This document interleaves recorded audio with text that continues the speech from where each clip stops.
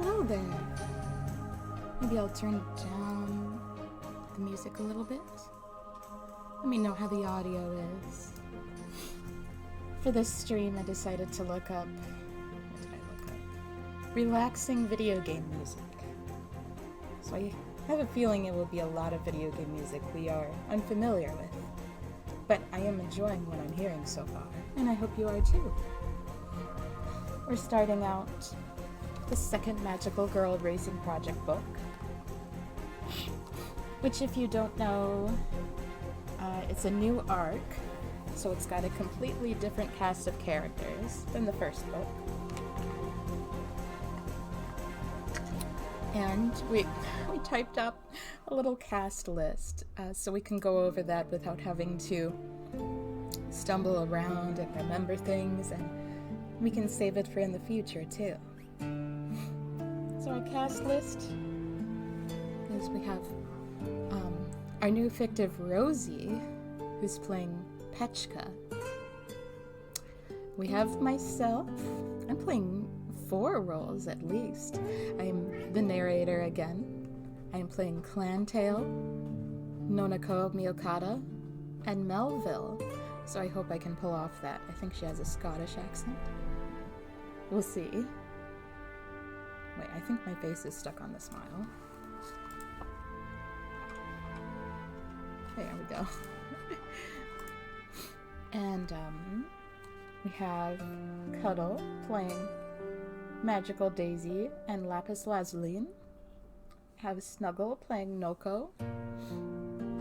We have Q playing Genoseko Yumenoshima and Masked Wonder. We have Magenta, who is our ruler fictive, if you remember Ruler from the first book, playing Rionetta and Flea. I'm pretty sure that's how you pronounce that character's name. And we have Chalky playing Meow Meow and Churna Mouse. We have our new headmate, Fiona, playing Shadow Gale. We have Scare playing Detect Bell. And we have Hollow playing Akane. I'm really excited to begin. As a reminder, we have read the first 3 books on our own. So when we get to that 4th book, everything will be blind, which will be exciting. It'll be a little bit harder to cast. We might have to change up the cast as we go. We might... we'll see how that happens. I'm almost curious if we should be reading ahead, maybe. I don't know. We'll see. Maybe we could look at images of the girls ahead of time and see if we could safely put bets on who would play the characters, or if we feel we would have to read ahead. Anyway, let's begin. I think I've gone over everything I wanted to.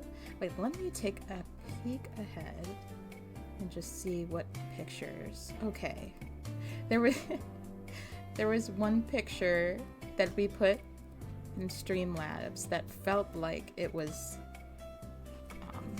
out of place, but no, it's right. Okay, sorry. Here we go. What is Magical Girl Racing Project? Simple and fun for beginners, yet deep enough to keep experts addicted.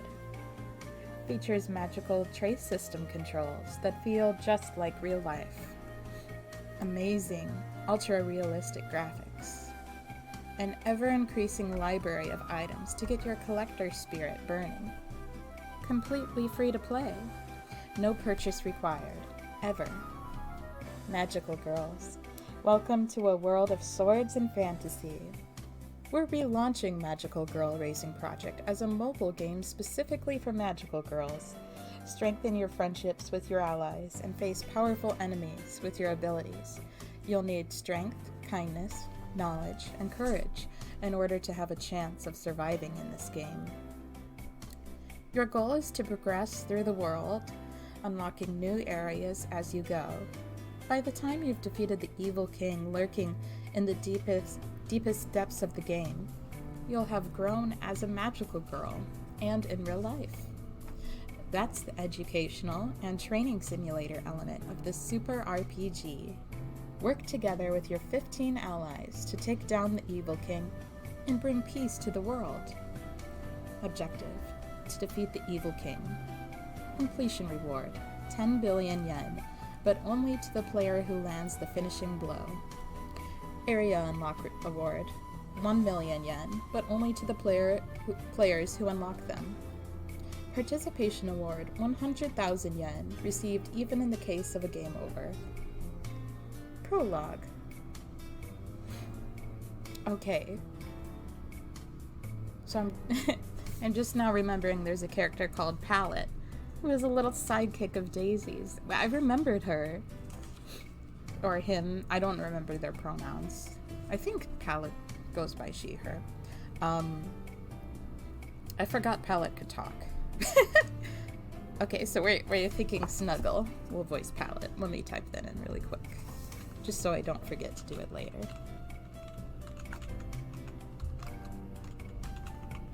Alright. Daisy! It's that warehouse! Palette shouted, head sticking out of the pochette hanging from Daisy's waist. The warehouse the creature pointed at was noticeably shorter and older than the surrounding structures, and rather mysterious. But magical Daisy, who knew what was going on inside, could find it only grotesque. She ran, weaving between the buildings, kicking off one to launch herself onto another, and bound away again, leaping and springing along. Today there would be a drug deal inside this storehouse on the outskirts of the downtown area. The Magical Kingdom had ordered Daisy to raid the storehouse, apprehend the predators, and then report back. Daisy leaped off the side of another edifice and did a half-spin in midair, the wine between the buildings battering her cheeks and furiously ruffling her hair, skirt, and accessories. Upside down in the air, she pointed her finger at the storehouse. Let's do this! Daisy Beam! Magical girls were a type of mage. People granted power by the Magical Kingdom who used their gifts for the good of the world and for humanity. Oh, we have her first picture. You can look at Daisy, and Pochette's there too.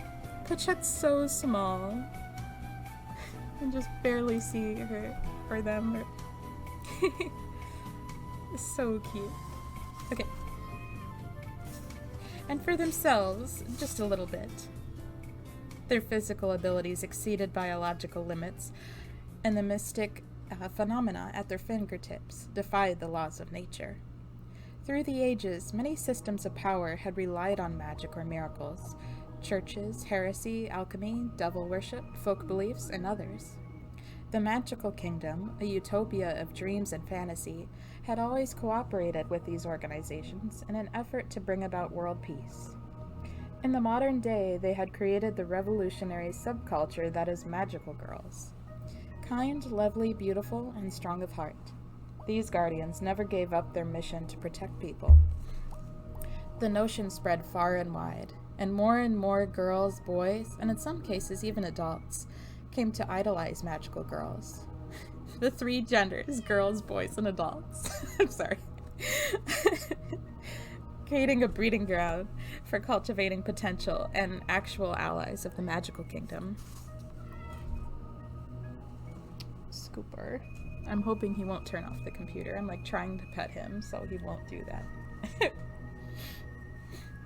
These heroines never revealed themselves. They surreptitiously took root in society and daily life, their activities hardly ever rising to the surface, though the use of the term hardly ever naturally meant that it did happen, albeit rarely. There were occasional incidents, but the Magical Kingdom took care of them quietly, altering the memories of those involved, as well as falsifying any government records to make it seem as if nothing had ever happened. Aside from the accidents, there was also publicity. The activities of some magical girls were dramatized, altered, and then distributed as anime and manga. A surprising number of people had either received the blessings of the magical kingdom or were its citizens working in this world, and they had considerable sway over production companies and television stations. Normal viewers enjoyed the creative content, never realizing the stories were based on true events. As for the girls, the true heroines, their hearts filled with pride. Magical Daisy, a television anime that had originally aired years later, was one such production. In the show, a magical princess from the world of flowers transfers to a school in modern-day Japan and causes quite a stir. While normally she appears to be the kind of middle school student one would find anywhere, when trouble occurs, she transforms into Magical Daisy. Daisy and her sidekick Palette are allies of justice, beating the bad guys and helping those in need. Hello, Rasa. How are you tonight? Oh, Scooper finally lied down. However, no one could ever know her true identity, because if that happened, she'd be forced to return to the world of flowers. The anime Magical Daisy was based off the activities of a real magical girl. Her being a princess and transferring to a Japanese school was fiction, but the rest generally stuck closely to the source. Oh, hello, Fuki! Welcome. Somewhere a dog was howling. A drunk lay passed out, spread eagle in the middle of the alley. When Magical Daisy picked him up, the stench of alcohol stung her nose.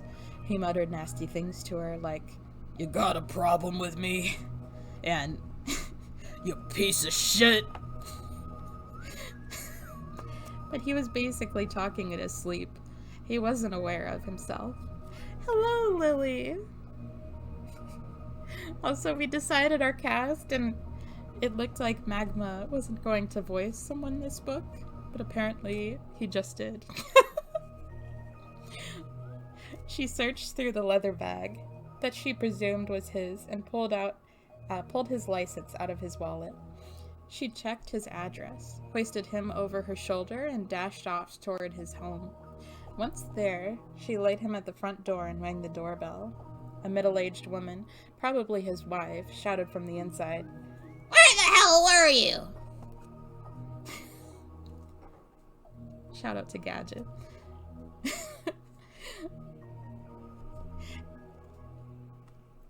Now Magical Daisy's mission was complete, but she'd only managed to help one person. She hadn't completed her quota for the night. Next, she would head downtown and patrol.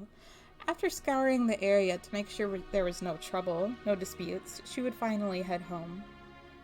She hopped on the train from her university, and in 15 minutes, she was in the downtown district under her care.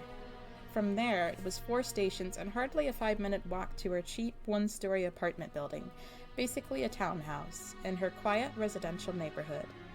In one of these rooms was Kiku Yakumo's home. Her ceiling, barely thicker than plywood, was sand-textured plaster that would break with a single strike. Her bathroom had a traditional squat toilet, and if she wanted to wash, she went to the neighborhood bathhouse. But worst of all, her landlord was a jerk, a judgmental, gossipy nag. Kiku lived there only because the rent was cheap. I'm home. Habits formed over many years didn't change overnight, and her voice echoed in the empty room. The walls were as thin as you could get, so the other tenants around her had probably heard. Maybe her neighbors thought she was lonely. Dang, this is just like real life. Yeah.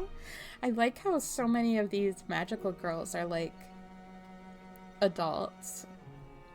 Basically. I'm not sure if she's an adult. Some of the teenagers had rough lives and had to, like, Ripple in the first book had to move out early. But I think Magical Daisy is an adult. It's very rare to get adult magical girls. She couldn't argue with that assessment.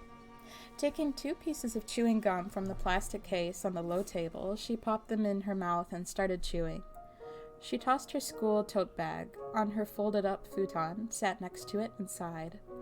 Feeling about ready to collapse, she leaned back on her arms. Back in middle school, during her heyday as Magical Daisy, she'd always had so much fun. In high school, she'd resolved every major case, and eventually her sidekick, Palette, had returned to the Magical Kingdom. The 2 of them must have shed nearly a gallon's worth of tears the day they parted ways. Kiku wouldn't have denied being lonely, but she'd still been able to text Palette with her magical phone, and Magical Daisy was being adapted into an anime. Daisy had no idea what kind of connections the Magical Kingdom had in her world, but the story in the anime had reflected reality quite closely. Despite its relatively average popularity, the show had received decent reviews and continued in a 2nd season, released as an OVA. While she was working hard on her patrols, Kiku had also often gleefully posted on the Magical Daisy forums online and checked sales data on tracking sites. Then she'd started university. Kiku had ended up in a very average university. She might have been able to aim for a better one if she'd studied harder, but prioritizing her magical girl activities hadn't left much time for schoolwork. As a defender of justice, she couldn't skip out on training, patrolling, and beating bad guys. She'd stopped talking to her friends from middle and high school, and there was no one at her university she might call a friend. It wasn't uncommon for her to leave the house and come back without having uttered a single word. Her living situation was terrible. Her magical girl activities took up most of her time, meaning she couldn't work a part-time job. Her family ran a small workshop in town, and because of the recession, they were just barely scraping by. Kiku was grateful to even receive an allowance. Her clothes all came from big wholesalers, though lately she hadn't bought any. She didn't know the first thing about makeup. She had no qualifications. She didn't even have a driver's license. These were all things she'd considered unnecessary as a magical girl, and she was fine with that. In private, she suffered, but out in the world, she kept up with her supernatural responsibilities. To Kiku, that was what it meant to be a hero. But lately, she was starting to question the role. The life of her alter ego didn't have that same glow it had in middle school. This secretive heroism, where she had to carefully avoid showing herself to anyone. Apparently, there had been some experimental trials that used curated sites and the like to publicize the existence of magical girls a little more, but thanks to a certain series of events, the project had fizzled out. Kiku continued her low-key activities, evading the public eye, sneaking, hiding, never receiving any praise or thanks from the people she'd helped. If only she'd studied a little more, goofed off a little more, worn fancy clothes, gotten boys to talk to her. Kiku had never even done karaoke before. She wanted to try bowling too. Where was her future headed? How long would she be a magical girl? Doubts filled her mind as she helped people in need. It was starting to rain and she could hear the droplets splashing against the corrugated roof. She hated that sound. It represented exactly how tough her life had become.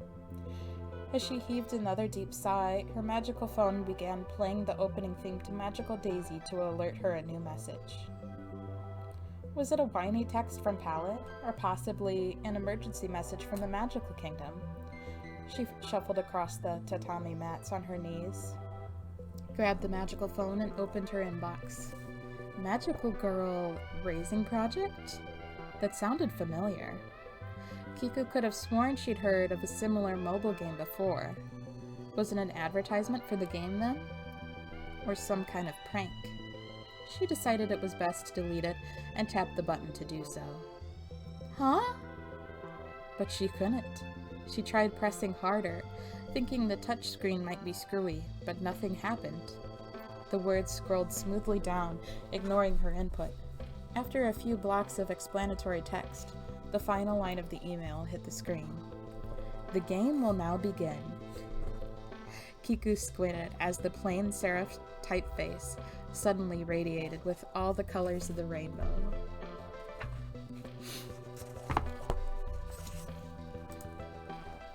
And we're on chapter 1. Hello, Daisy. Need some water.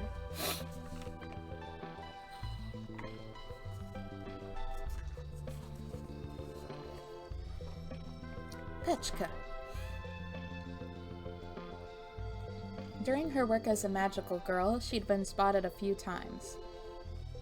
The rule of thumb was to keep hidden and act in secret, but if a very young child, someone who wouldn't see them as an oddity, happened to catch a glimpse, there was an unspoken understanding that there was nothing much to be done about it, though it was frowned upon. DKC has some of the best music ever. I have to admit, I have no idea where most of these songs are going to be from because I just searched relaxing video game music. But it's good to know.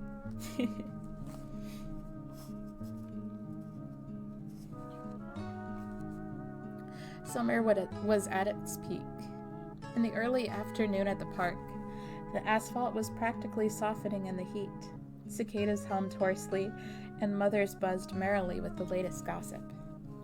A girl of about kindergarten age, possibly waiting for her mother, was squatting in the shade, out of the harsh sunlight. In her right hand, she held a thin, white string connected to a floating red balloon with a drugstore logo imprinted on it. The light filtering through the trees produced a mottled pattern on the rubber as it bobbed lazily in the air. DKC has great ambient chill mixes. Ooh. I think I remember Snuggle played some relaxing Nintendo music. And I think there was a lot of Donkey Kong Country music in that. Suddenly the wind picked up. The girl covered her eyes with her right hand, the one holding her balloon. The gust jerked the string from her grasp, and with an "Oh!" she looked up to see her prize rising straight into the blue sky. The girl's look of surprise disappeared, replaced by welling tears. Then, as if from nowhere, a magical girl dashed forward, leaped high into the air, and snatched the lost balloon. She handed it to the little girl with a smile and a, "Here you go!" The magical girl would have been more careful had she been helping an adult, but she figured it was fine to give a child an extra smile. "Thank you!" The child shouted excitedly, a big smile on her face. "Miss, you're so pretty!" She was entranced. The magical girl, Petchka, responded with a sloppy grin and then quickly hid herself to make sure none of the mothers nearby spotted her. The magical girl's outfit stuck out like a sore thumb, making it especially harrowing to work while the sun was up. Swift and nimble was the creed in daytime. Yes, for Chika Tadahara, the ability to transform into a beautiful girl was more important than any added magic or physical prowess.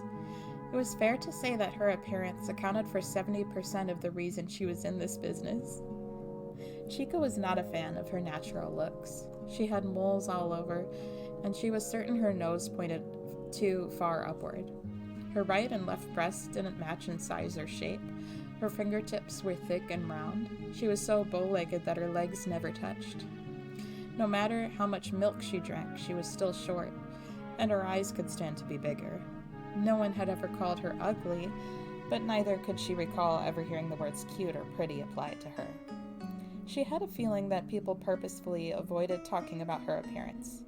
Perhaps that was something of a victim complex on her part, but maybe it wasn't just her imagination after all. In middle school, Chika had avoided anything that drew attention, trying to be as average as possible. Even if no one praised her, at least no one put her down either. She'd spent her whole life thus far maneuvering in this way. She'd never considered it a bad thing. Relative obscurity had its own joys after all. She could play games and use the cute photo booths at the arcade that school rules forbade students from visiting. Or she could read and share naughty books with a book club. Sure, it wasn't what those girls with gobs of mascara did, but she could still get up to no good. But there were some things Chika couldn't do. Ninomiya, number 4 on the baseball team, was outstandingly talented. Their star player and cleanup batter, who had pro scouts all over him, and a career in the major leagues, all but in the bag. He had a calm and carefree personality, and he enjoyed baseball, eating, and sleeping. On first glance, his height and weight would suggest he was much older than middle school, and most people found him frightening upon first meeting. But he was pleasant and all smiles and conversation. His quick grins and talent for baseball attracted girls not just from his own school, but from nearby middle schools, high schools, and even universities. They all came running to cheer him on, not only for games, but even for practices. As a huge fan of Ninomiya, Chika was no exception. She often made excuses about it, telling herself that she was different from those other superficial fans. She just loved baseball and watching him play. His slider pitches in particular were on another level, like magic. After matches and practice, girls would rush over carrying offerings for him, towels, candied lemons, kettles of cold water, and so on. Due to an unspoken rule, the girls would line up in order of attractiveness. If Chika were to push others aside on the approach, the next day they'd be talking behind her back and spreading rumors to make her an outcast. It would have painted the rest of her middle school days black. But what would life be like if she were pretty? What if she were as beautiful as a pop idol or a model? Then no one would object. No one would be able to object. She wished so badly to get close to Ninomiya, for him to eat a homemade lunch she'd put her heart into, that she wanted to become someone else. The offer of magical girlhood was a godsend for someone with such desperate desire to be beautiful. She did her damnedest to pass the selection test and become the magical girl Pechka. And now, looking at herself in the mirror, Chika breathed a sigh. Not her usual sigh, though. Her nose was high-bridged, and her complexion was smooth and free of the moles she was so self-conscious about. Her eyes were big and her irises strong. The curve of her eyebrows was beautiful, without so much a hair out of place. Her fingers were thin, the tips narrow and shapely. No longer were her breasts uneven in size, shape, and bounce. They were close to the ideal Chika had envisioned, and her crooked legs were straight and slender now, too. She smiled, spun, and struck a pose. Every move she made was angelic. Her one complaint would be that her clothes were a bit garish. They were appropriate as a magical girl costume, but everything about the attire was aggressively unique. Pechka's body was no less distinctive in its impact, but the clothes left too strong an impression for day-to-day wear. Chika transformed into Pechka and stripped off her clothes and accessories. Then she slipped into a white dress, worthy of a rich lady visiting a summer resort. She'd bought it because she wanted it, even though it didn't suit her. But without the confidence to wear it, she'd left it to rot in her dresser. Careful not to alert her family, she sneaked out of the house. It had been 1.5 years since she first became a magical girl, back in her 2nd year of middle school. But she was in her 3rd year already. Her days of simply gazing at herself in the mirror were over. For so long she'd let helping people take up all her free time, always coming up with some excuse to postpone this day, but she couldn't put it off any longer. Now was the time to act. She'd had no time to make a nice boxed lunch by hand, so while she was out, she used Pechka's magical ability to create a delicious meal. It appeared a bit boring, but tasted delectable. She packed it into a lunchbox and quickly wrapped it. With that, her gift was complete. She walked onto the baseball field. For 1.5 years, she'd worried that maybe Pechka wasn't actually pretty, that she was just the same old Chika, and she would get snubbed. But the shock, envy, and jealousy from the other girls blew all her worries away. The whispering sea of fans parted before Pechka. Looks determined your place here, so Pechka took priority over those mascara-covered girls. She strode forward boldly. Somehow, she managed to walk like a model on the runway, something she never could have pulled off as her normal self. Beyond the sea of fans was Ninomiya himself, chatting and laughing. His friends, upon spotting Petchka, began poking the boy's arm and pointing at her in astonishment. Then he looked at her. She had no idea what his expression was. She couldn't bring herself to meet his eyes. Staring at the tips of his muddy spiked shoes, she quickly blurted, I'm a big fan. Good luck out there. And shoved the wrapped lunch at him. Ninomiya may have said something, but she didn't hear it. Right after throwing the gift at him, she ran away. Just as they had done upon her arrival, the sea of fans parted, and Petchka headed home. She sneaked past her family to her room, dispelled her transformation, and flopped onto the bed. There she writhed, moaning and groaning unintelligibly. Her magical phone chirped with the text tone alert tune, but she was in no state to check it. One moment she fidgeted atop her bed, and in the next she suddenly hit the ground hard without warning, writhing not in love but in physical pain. Dirt and pebbles filled her mouth, and her nose and forehead stung like they had been scraped across something. Her soft, clean bed had transformed into a hard and deadly weapon. She flipped over to try to check what was going on, but a blinding light kept her from opening her eyes. The insides of her eyelids were a searing white. Slowly, she acclimated to the light, until she could finally take in her strange, abnormal surroundings.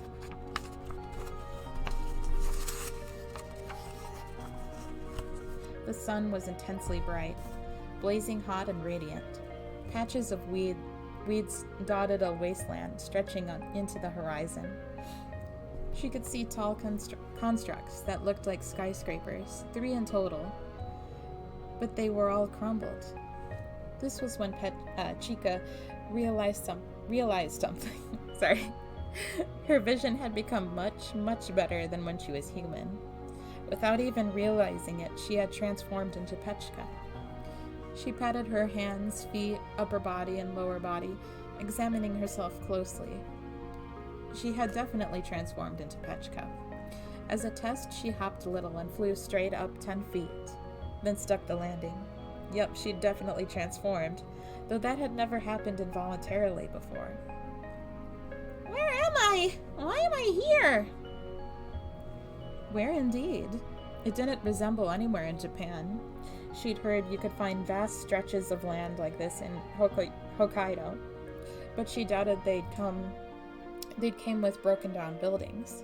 Maybe she was in some foreign country that was embroiled in civil war or had been invaded by another nation. That would explain the high-rise building, and this desolate landscape would match the blood-soaked circumstances. It would also explain why there were no people. But why was she here? Petchka didn't understand at all. She'd been on her bed moments earlier, squirming with joy. Maybe she'd just been too happy, so the bad stuff had come for her to balance it out. Or perhaps this was her punishment for using her powers, for something other than good deeds. Oh yeah. Petchka recalled that just before she had been transferred here, her magical phone had rung. Maybe that had something to do with this. She took out the little device. Besides the apps of a regular smartphone, it had an amazing portability function that enabled the user to materialize things out of thin air. It was also shaped like a heart, exactly the sort of style appropriate to a magical girl. But such an oddly shaped screen would be unpopular on a normal phone because it was impractical and hard to read. Displayed on the screen in simple serif typeface were the words Tutorial Mode. Petchka cocked her head in confusion. She'd never seen this before. She tried to start her messaging app, but for some reason the phone wouldn't respond. The message started to scroll of its own accord. In this tutorial mode, you will personally experience battle in Magical Girl Racing Project. Defeat your enemies to gain magical candy. Magical Girl Racing Project. Battling? Enemies? Magical candy? Then Petchka noted the ground rumbling around her, but it wasn't an earthquake. Only a specific section of the ground was moving, not the entire earth. rumbling, swelling, and bursting from within its depths to create a hole. A white arm reached out from it, followed by its owner. Teeth rattling, bones popping. It slowly rose up. Ooh, the music. Darkness obscured its eye sockets, hiding them from view. But even if she had seen them, there would surely be nothing inside. Altogether, there were 5 animated skeletons, reminiscent of gods of death. She was surrounded. 5 skeletons have appeared. The message appeared on her phone's screen. Petchka swallowed the scream rising in her throat and steeled her buckling legs. Gritting her teeth, she held her weapon, a spatula, at the ready. Still confused as to what was going on, she smacked away the skeletal hand reaching for her. She kicked the bony figure that rushed at her. Then she drew back again, dodging the skeletons grabbing at her from either side. Then she froze. The first one, the one she'd kicked, was lying face down on the ground and holding her leg. The touch of the skeleton's hand was cold and repulsive, bringing her to a halt. Her magical strength normally would have allowed her to easily brush it off and crush it underfoot. But Petchka was at her limits, emotionally speaking, and she was on the verge of panicking. For all of her magical enhancements, Petchka's special ability was just food preparation. When it came to fighting, her own body was all she could rely on. She had no other choice but to hit and be hit, kicked and be kicked. This wasn't something a middle school girl with an average peaceful life could handle. The 4 other skeletons closed in on her as if in slow motion. But just before they reached her, they were sliced in half from skull to pelvis, clattering to the floor. Huh? At her feet, the skeleton that had been holding her was now cut cleanly into 3 vertical slices. The deep gouges in the ground from the expert cuts were evidence of how much force had been behind each strike. Flustered, Petchka shook her leg, and the bony fingers clasping her fell off. What happened? What happened? As far as she could tell, she hadn't awoken to any new power or unlocked something sealed inside her. This wasn't Petchka's handiwork. Looking all around, she spotted a figure beyond the dust storm with her magically enhanced vision. It was too small to be an adult male. It was a girl. In her right hand dangled a katakana. She must have been her rescuer. Over a mile of distance separated the two, but ruined buildings and weeds were the only things around. And compared with them, the girl seemed more like a suspect. The girl that had saved her meant she was friendly. She had to be. To Petchka, who had suddenly been thrown into a confusing landscape and forced to fight terrifying monsters, she was a savior. The rescue girl sprinted over, and in a flash she had covered the mile distance and was vigorously bowing her head. Thank you very much! Petchka gently lifted her head to look at her protector, who really was a girl. She was garbed in samurai-like clothing, but it was dramatically stylized, as was her long ponytail, bound into a unique accessory that resembled a blooming flower at the end.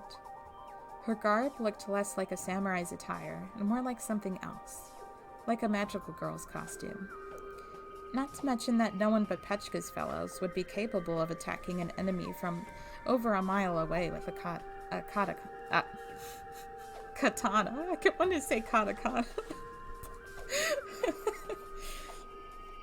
Are you a magical girl?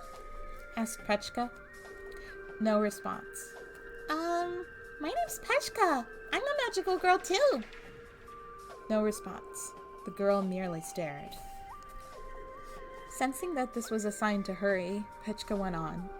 I wonder where we are. Would you happen to know? I just randomly ended up here. I really don't know what's going on. And then I got scared when those skeletons appeared, and I'm really in a mess. Must I do this again? Is it not over? Huh? I don't like it. It's not right. The girl's eyes were focused on one point, yet she didn't appear to be seeing anything. Her gaze was aimed at Petchka, but she was looking off somewhere else entirely. The girl reached out her hand and wrapped her fingers around Petchka's throat. I think this is a good time to show the new image.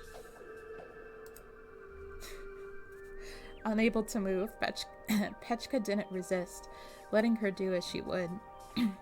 The girl's fingers felt cold. Petchka swallowed audibly. The grip around her throat tightened. Muscle and flesh contracted. The katana, you want to say katakata, in the girl's right hand edged slowly closer to her captive's throat. Something was clattering. Petchka's own teeth. "Is it not over?" the girl murmured. "Come on, musician." I don't know anything," stammered Petchka. I don't know what's going on either. I blinked that it was here. The samurai stared at her with those unseeing eyes. Her grip weakened, and her katana dropped to dangle at her side again. She let go of Petchka's throat and pushed her away. Unable to stand her ground, Petchka fell on her bottom and peered up at the other girl. Her teeth were still chattering hard. "It seems you're not the musician. That person is more like..." The girl turned her back to Petchka and began to stagger unsteadily away, her dragging katana carving a trail as she went. She was muttering something under her breath, but Petchka couldn't quite hear. Still sitting on the ground, Petchka watched her go. After all that, she didn't know where she was or how she ended up there, but she had no urge to go after the other girl.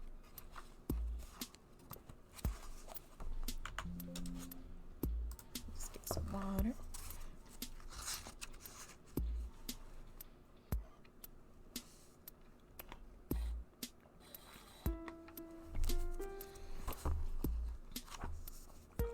Magical Daisy. The skeletons have proven surprisingly fragile, about as strong as human bones, perhaps. They broke from Magical Daisy's kicks and shattered under her punches. This sort of violence stirred a visceral disgust within her, but she was what you'd call a veteran. She would have quit long ago if this were enough to break her. "Daisy, punch!" It was just a normal punch. "Daisy, kick!" It was just a regular kick. Yet Magical Daisy felt that naming her moves made them stronger, so she named her ordinary punches and kicks as if they were special attacks. She believed that there had to be power or something, and sang it out loud. "Daisy, beam!" It's just a normal beam. Well, obviously not. The Daisy beam was her killer move, and not in the figurative sense. This move was literally guaranteed to kill. In addition to supernaturally enhanced physical strength, girls chosen by the magical kingdom were each given a unique magical ability. This magical kingdom were each given... Wait. I'm sorry, I think I skipped a line. This was what made them magical girls. Daisy's ability was the Daisy Beam. By pointing her finger, she could shoot a light ray around 4 inches in diameter. It instantly vaporized anything it touched, though she didn't understand how it worked.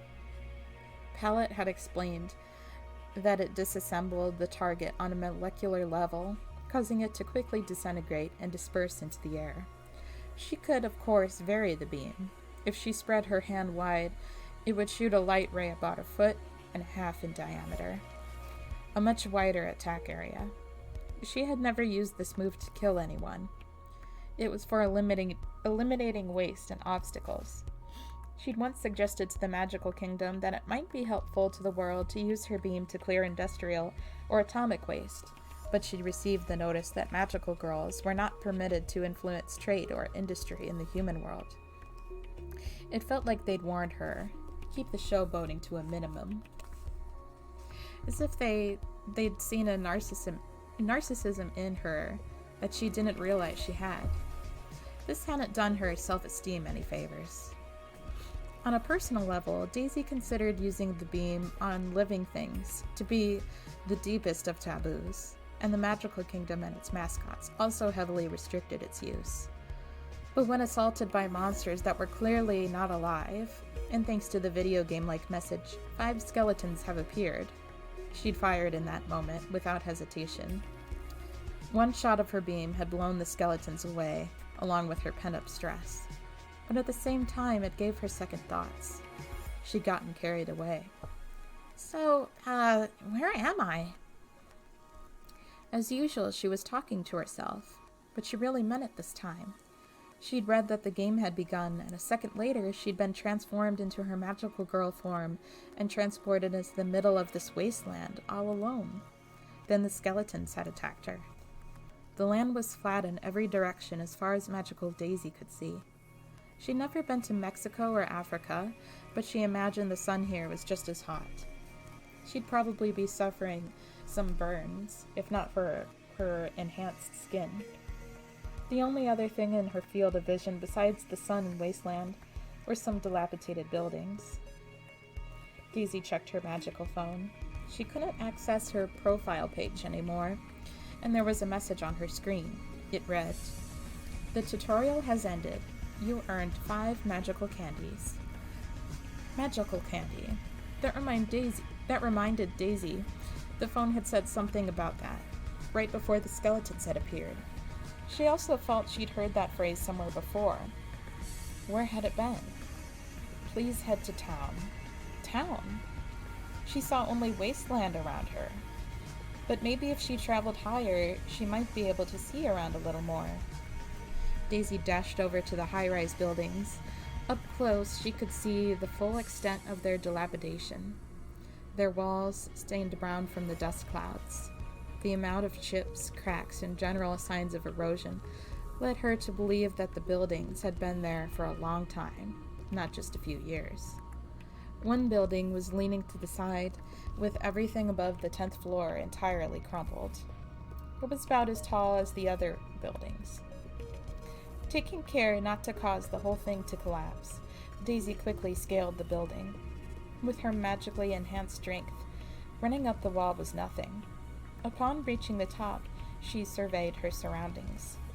The wind gusted harder up here, so she held her skirt down. Even the sun seemed to be stronger here, possibly because she was closer to it. As she'd expected, though, the view was much clearer. Her left hand to her forehead, up. To block out the light, she looked off into the distance. Her abnormally powerful eyes meant she could see farther than any other living creature. Is that it? In the distance, she could see a cluster of buildings. It was the only thing in view that could pass for anything like a town. The rest of the wasteland was dotted with more ruins, like the one she was currently standing on. She examined everything around her, checking each and every one of the buildings.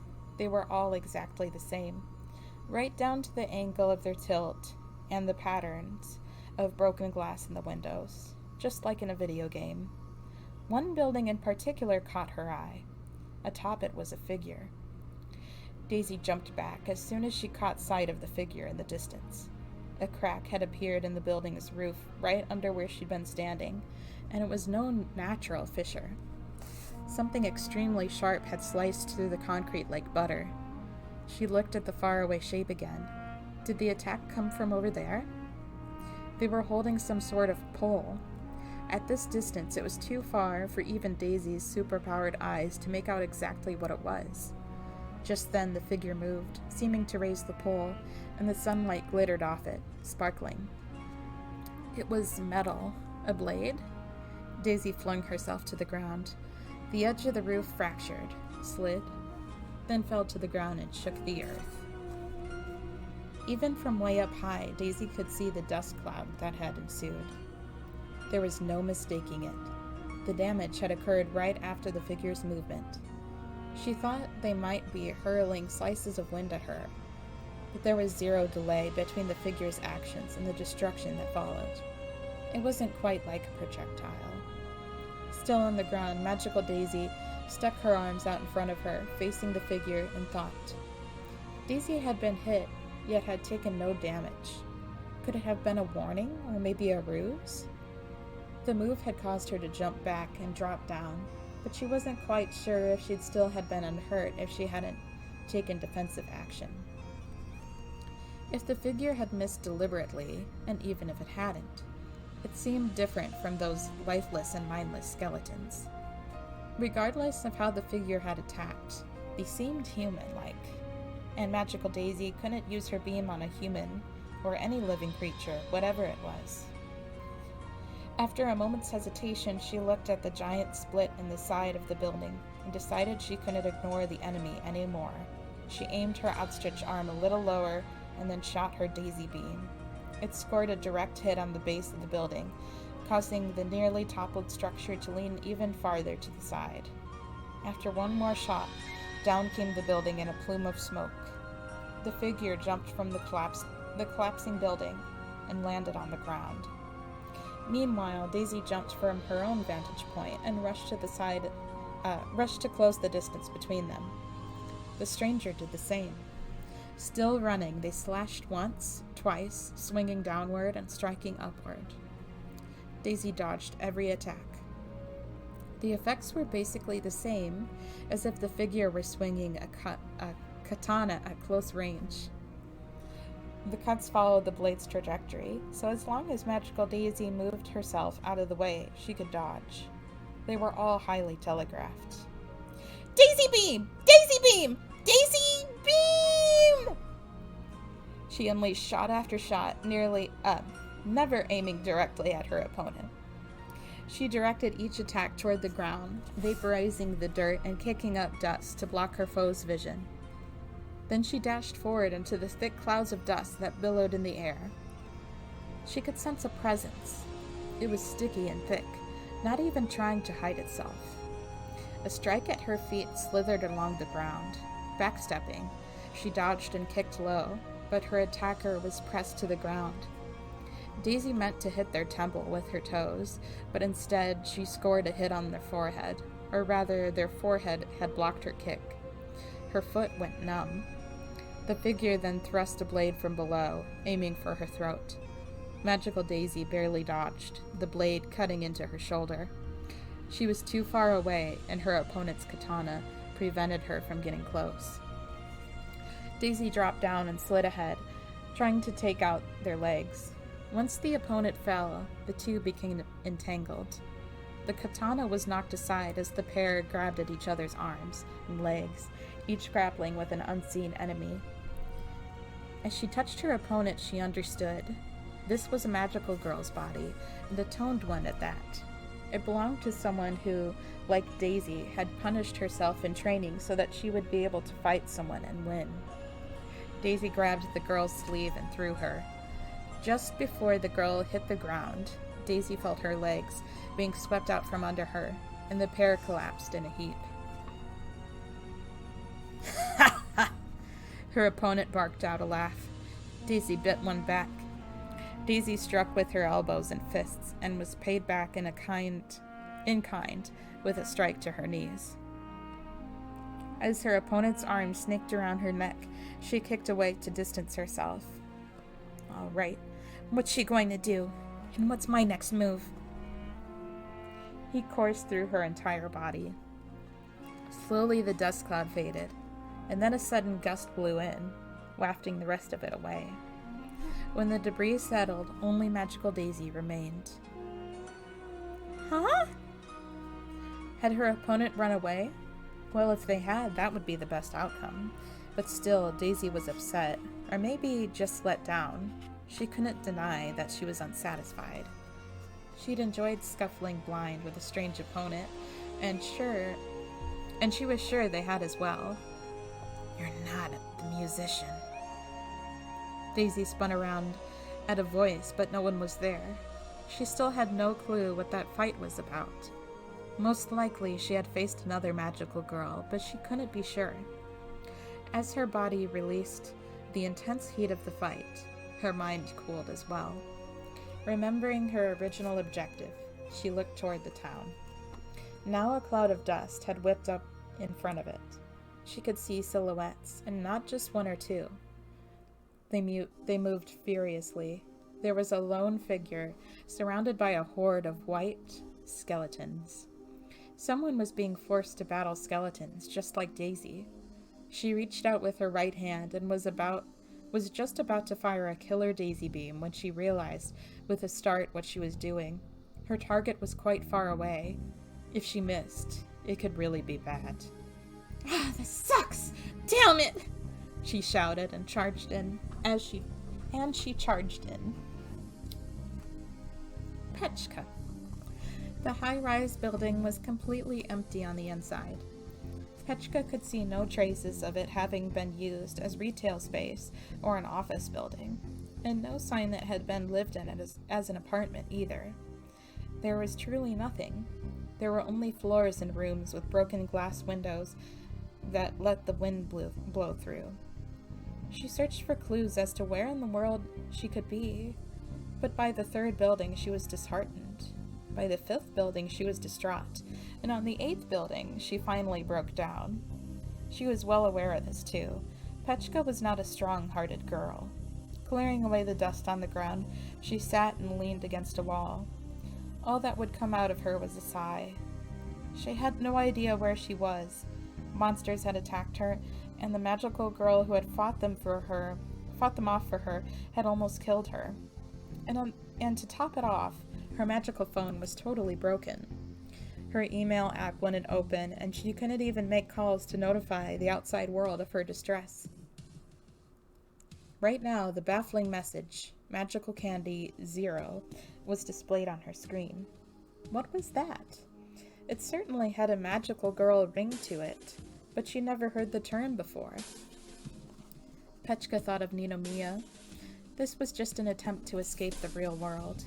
She couldn't even be sure this was reality anyway, so she'd rather be thinking about Ninomiya.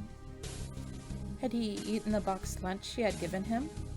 The food she created with her magic was really delicious, but maybe it hadn't been to his preference.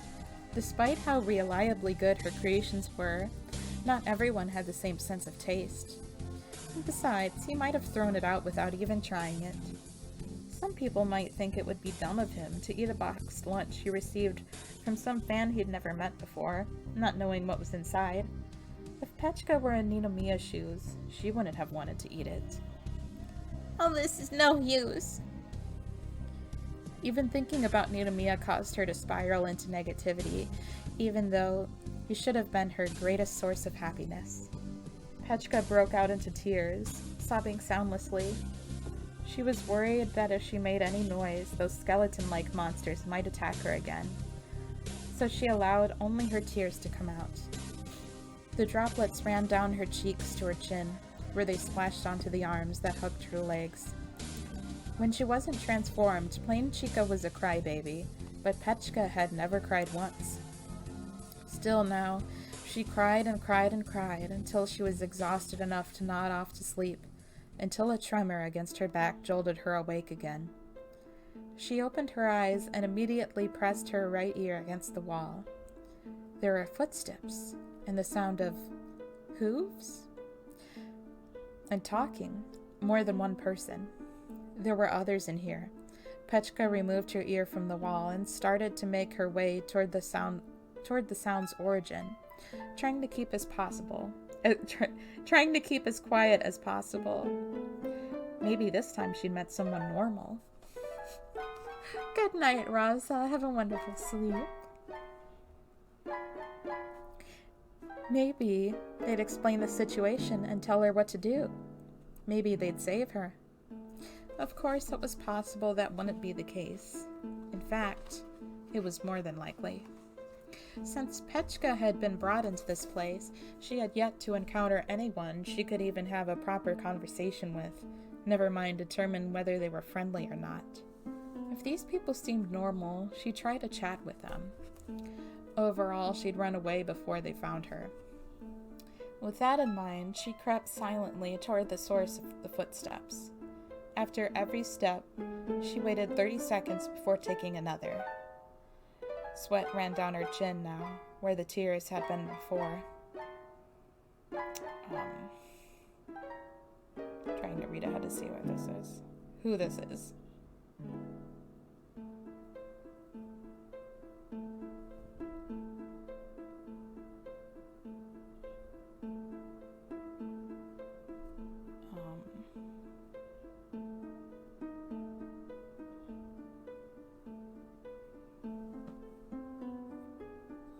Okay, I think this is Clantail talking. Meow.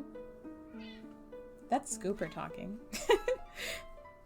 I told you, didn't I? That was Japanese. Actually, that was English, but it says it was Japanese, so I had to read. The intonation was a little weird in places, but Petchka could understand what the person was saying. At the very least, it seemed like someone she could communicate with. I told you if we climbed a building, we could get a better view. Allora, Rianetta, you said... Are you still cross I made that comment about twits and high places? Feeling miffed about that? Oh, you think that made me angry? No. Wait, I forgot. Is Clantail French?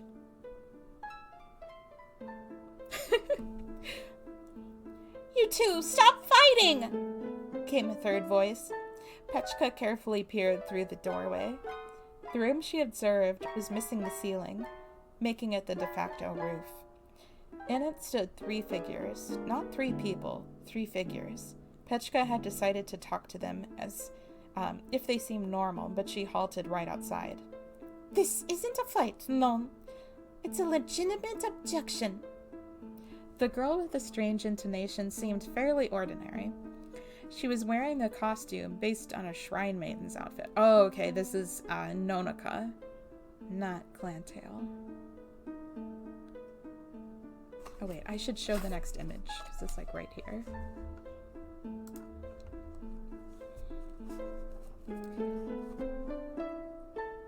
Most likely, she was a magical girl just like Petchka.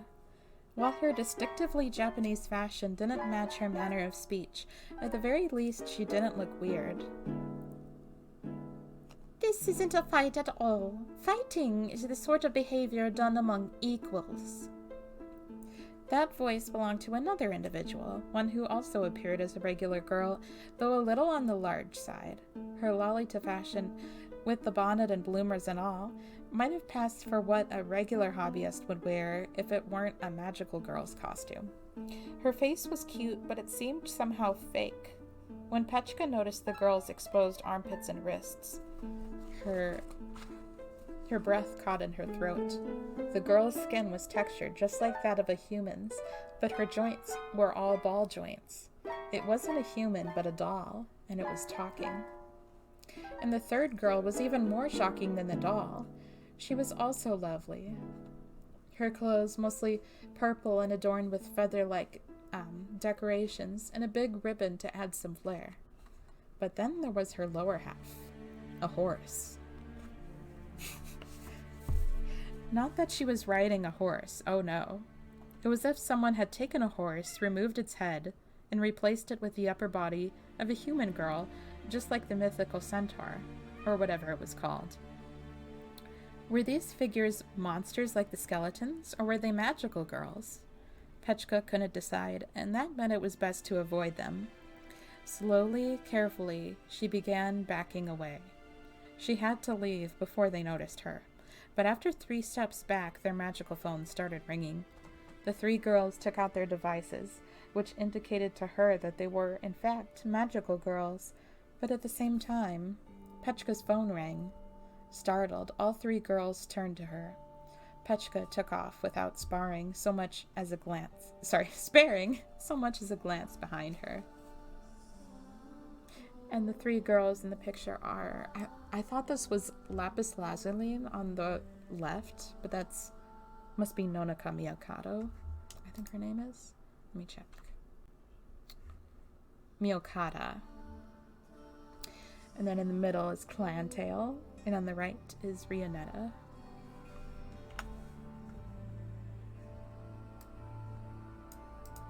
Let me just... Scooper.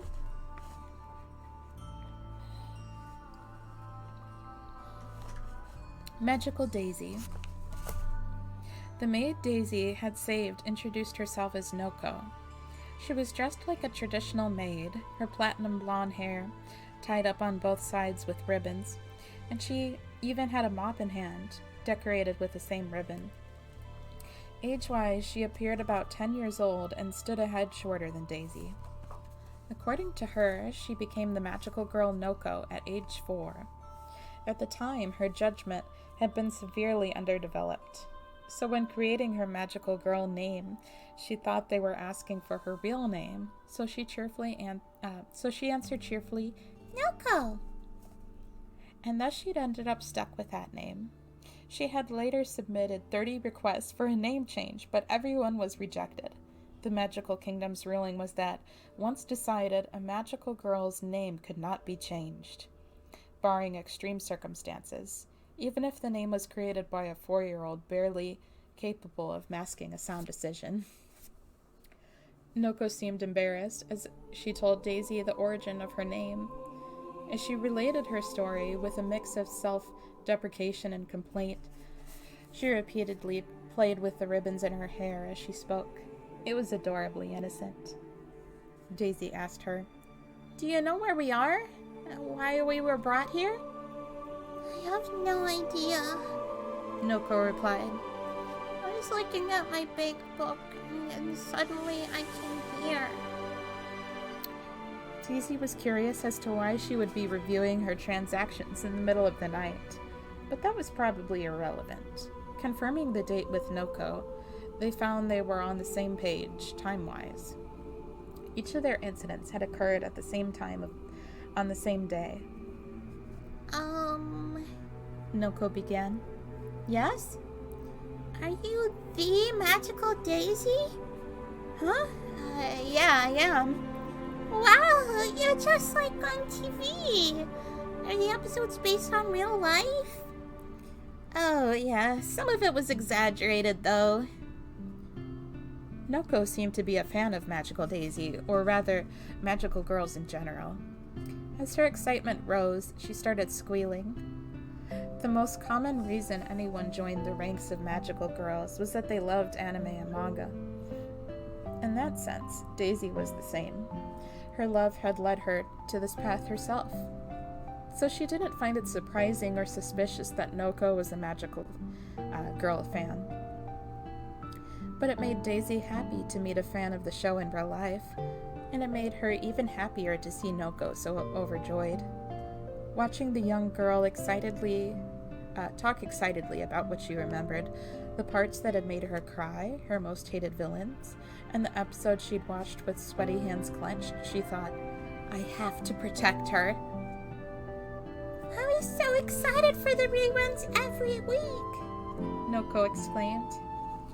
I was in middle school during the original airing. Just how... Wait. Oh, that's Daisy saying that, sorry. I was in middle school during the original airing. Just how old was I when the rerun started? Was this how pop idols felt about their fans? Though Daisy was more like a retired pop idol now that the anime was over, but seeing Noko's enthusiasm tugged at her heartstrings and gave her strength. The two of them chatted excitedly for a while about their memories of Magical Daisy until the sound of their magical phones ringing brought them back to reality. They were in a strange, unknown land with skeletal remains scattered all about. On the screen was the message, "Please head to town." They just never let up, Daisy grumbled in her head, but it looked like they had no choice but to obey. So she told Noko about the apparent town she'd spotted from atop the building and suggested they head there in hopes that it might shed some light on their situation. I'll do my best not to get in the way, Noko replied, blushing. Seeing her flushed face lifted Daisy's spirits. It was quite a ways to the town, but with their magical girl legs, it wasn't too much effort. Based on that battle with the skeletons, Daisy assumed Noko wasn't much of a runner, or possibly not very confident in her physical abilities, so she refrained from going too fast. But even with that, they covered the 12 odd miles to their destination in only about 10 minutes. The town was just where she'd seen from a distance. What she'd seen from a distance. A town in name only, with none of the things necessary for an actual settlement. The buildings were in better shape than the dilapidated ones out in the wasteland, but the road showed no signs of maintenance. Clouds of dust floated through the empty streets. From their vantage point on the outside, there was no pedestrian traffic. After Daisy warned Noko to stay close, they walked in together. Upon entering the town, they encountered a wide open area. It looked like the town square. In the center was an indentation carved out of stone with a mermaid statue sitting in it. It must have once been some kind of fountain, though the water was all dried up. In its place sat piles of sand, which spoke to the length of time it had gone without water. There were 2 people in the square. Okay.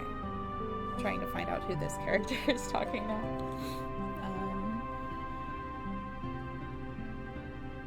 Okay. I think this is Genocycle. Whoa, whoa, whoa! A strange voice shouted. One of the girls, her face red with excitement, pointed their way. Are you for real? Are you the actual magical Daisy? Yeah, I guess I am, Daisy replied. Wow, you're really the real deal? Cool! This had to be another magical girl. She was wearing quite the outlandish outfit. A helmet with a visor and a near-future-style full-body suit that clung to her frame. A gun sat in the holster at her waist, but it looked more like a toy ray gun than a real weapon. The entire costume screamed Defense Force battling to protect Earth from monsters and aliens.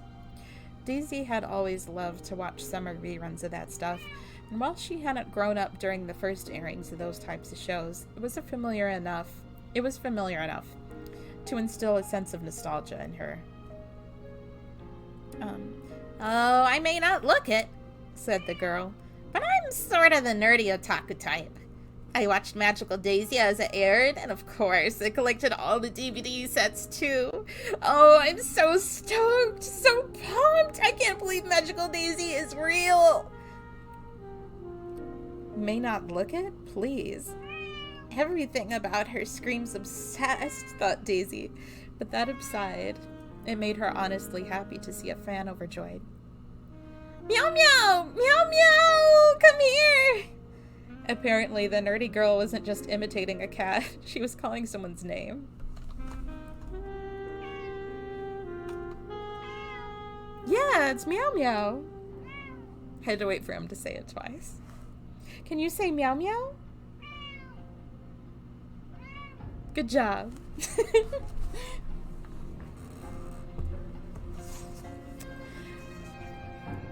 Cautiously, a girl in costume resembling a cheongsam dress walked forward, her hair tied up in 2 buns. She looked like a Chinese stereotype complete with an accent. She your friend, Yuminashia? It was so cliche, but from her rear she was growing a thick, monstrous reptilian tail, giving her style an unbalanced sort of punch. Wait, Meow Meow, said the first girl. You don't know who Magical Daisy is? You must live under a rock. Oh, is she famous then? Pardon me then. This isn't something I can pardon you for. This is common knowledge. The Defense Army-esque girl introduced herself as Genocycle Yumenoshima, and the girl in Chinese fashion as Meow Meow. Those are both crazy names, Daisy thought, but she kept that to herself as to not be rude. But those names are pretty weird, Noko blurted. People say all the time, Meow Meow said. I was going for a strong impression, Genocycle added. They both laughed, causing Daisy and Noko to start giggling too. Daisy considered scolding Noko and telling her that it didn't matter what their names were, but the urge dissipated with one look at the younger girl. Scoopy. Next, Noko introduced herself and the story behind her name, which only elicited more laughter. Maybe the origin of her name and how she tried to change it afterward was just a funny story she told everyone. The four of them sat in a circle on the lip of the mermaid statue fountain. It turned out that Genocycle and Meow Meow were not longtime friends, but had met after arriving here, just like Daisy and Noko. They had experienced much the same thing. They had both received a text in the middle of the night, and then suddenly they were in a wasteland, skeletons closing in. Oh yeah, we also met other magical girls, Said Meow Meow. Seems they in same boat. She explained that a group of girls had already passed through town. Where did they go? They finish business here, then go. They wouldn't tell us what they were here for, added Genocycle. Pretty shady. Magical girls play as dirty as you'd expect. I said no good to be separated, but they have own plans, so they leave fast. According to Meow Meow, there had been 4 magical girls in total. One who looked like a doll, another like a shrine maiden, one with the lower body of a horse, and an unconscious 4th tied to her back with loops of clear string. Huh? Said Daisy. Shouldn't you have done something? Genocycle explained. They said she was tied up to prevent her from crying, going berserk, or running away and getting into trouble. We talked to them, and they seem like bad people. Daisy was in no position to worry about others, but this still concerned her. There was no guarantee their strange circumstances wouldn't cause someone to panic and end up hurting another. She had nearly done the same earlier. They said there are more magical girls here, said Meow Meow. Apparently they also came here, finished their business, and left, but I have no idea what's going on. Huh? Before Genocycle could finish her sentence, she froze, mouth still agape. She stared at the screen of the device in her right hand, the light reflecting off her visor. We got a message! Everyone, hurry up and turn on your phones! The message that had been on the screen before, please head to the town, was gone. Now their phones read support commands added. Support commands? Daisy wondered. The word support was clickable. She tapped it with her fingertip. Okay, I think there's a new character. Okay. Oh. Yeah, there's some new characters here that we didn't go over before because they're kind of spoilery. That we'll have to add to the cast in a second. Master Side number 1. The classroom was wreathed in flames. The ancient wooden building didn't have any fire sprinklers installed, as it should have. There was more than enough fuel. Fire spread from desks to chairs, bookcases to wallpaper, as window frames and glass melted and ran in the heat. The red of the flames illuminated everything, poisonous black smoke filling the air. In the middle of it all stood 2 girls, their presence clashing with the hellish scene. They stared each other down.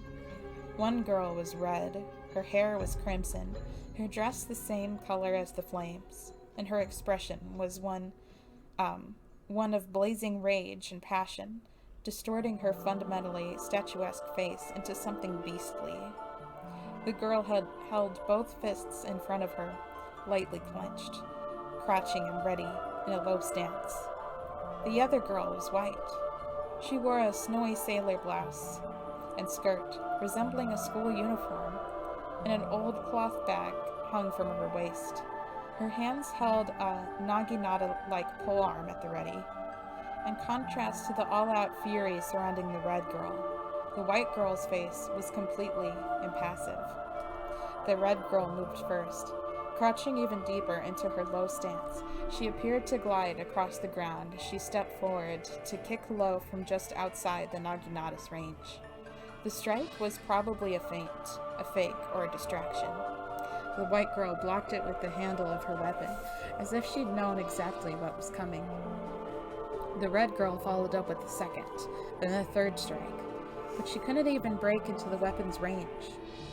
On her fourth strike, the naginata grazed her, cutting open her foot, which spurted out blood.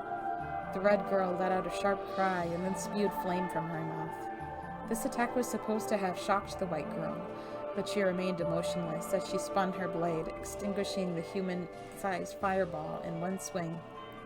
Her thin, feminine arms easily wielded the 3-foot-long, heavy-looking polearm that, like it was part of her body. The red girl shouted something and threw herself backward into the flames, then disappeared. A moment later, the fire behind the white girl grew, transforming into the red girl. But the second before she could unleash a devastating roundhouse kick to the back of her opponent's defenseless head, the white girl ducked without so much as a glance, as if she knew exactly what was coming. A whip-like crack echoed as the fiery girl's leg tore through the empty air. The red girl quickly withdrew into the flames, as if melting into them. The white girl's expression hadn't changed once since the fight's beginning. Holding the blade in one hand, she flipped it around and then stabbed it into the classroom floor. She reached inside the bag, hanging from her waist, and removed an object. The light of the flames illuminated the gray body of a commercial fire extinguisher, an object much larger than the bag she'd produced it from. She removed the pin and aimed the nozzle at the flames, spreading across the ceiling at about a 45-degree angle, right above the teacher's desk, and unleashed the coolant fluid. Something fell from the ceiling, screaming silently, holding its head as it writhed in agony. That something was the Crimson Girl. Her red clothes, her fiery hair, everything was covered in white foam. Saliva and tears streamed down her face while she writhed in pain. The white girl calmly approached, raised the big fire extinguisher, and then struck her opponent with it. 5 more times she pummeled her until the red girl moved no more. 5 more times she The victor tossed the fire extinguisher to the side and looked down at her foe. The white girl's expression was just as it had been the moment the battle ended. Blank. The video ended there. She moved the cursor, closing the video player and browser with a few clicks, and then shut down the computer. With the computer off, the one source of light in the room was gone, leaving only darkness, the smell of mold, and the voices.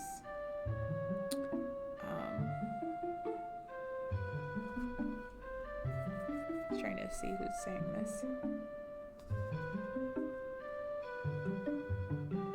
Oh, okay. I know who's saying this.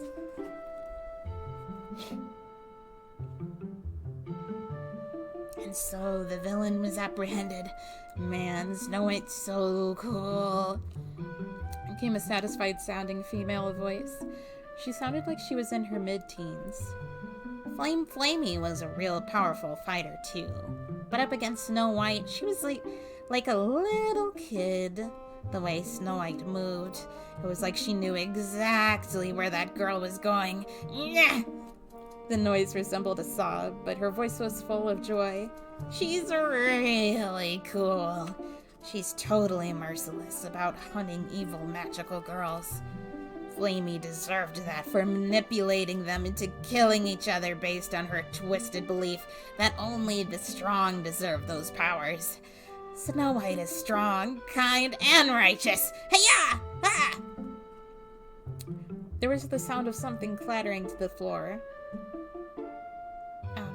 But don't you think it's weird to require magical girls to be strong? The girl went on. Magical girls are supposed to, be kind and lovely and care about things like compassion, friendship, and sincerity and stuff like that. Yes, perhaps, Boone. Nothing wrong with being strong, though. The voice that replied to the girl was high-pitched and childlike, yet its tone was flat and calm. I know, right? My teacher said the same thing. Strength isn't all that makes you a magical girl. We don't need people who just want power. It's unacceptable for them to be enticing battle royales. We can't have magical girls chosen by those deadly competitions either. She spoke feverishly, That's why I'm gonna help Snow White, she concluded. I think I'm not supposed to tell you who this character is, either of them. You might recognize one of them from our previous book, but the other one is a brand new character who is being voiced by Pookie.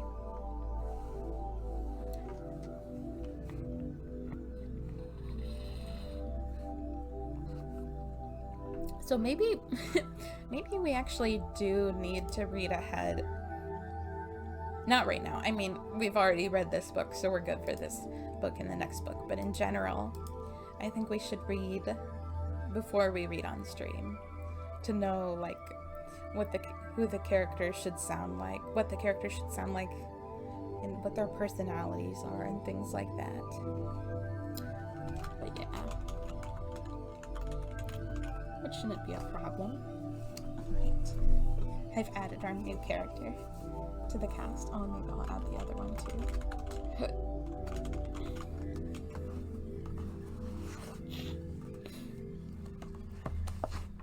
Chapter 2, Good Food Makes Everyone Happy.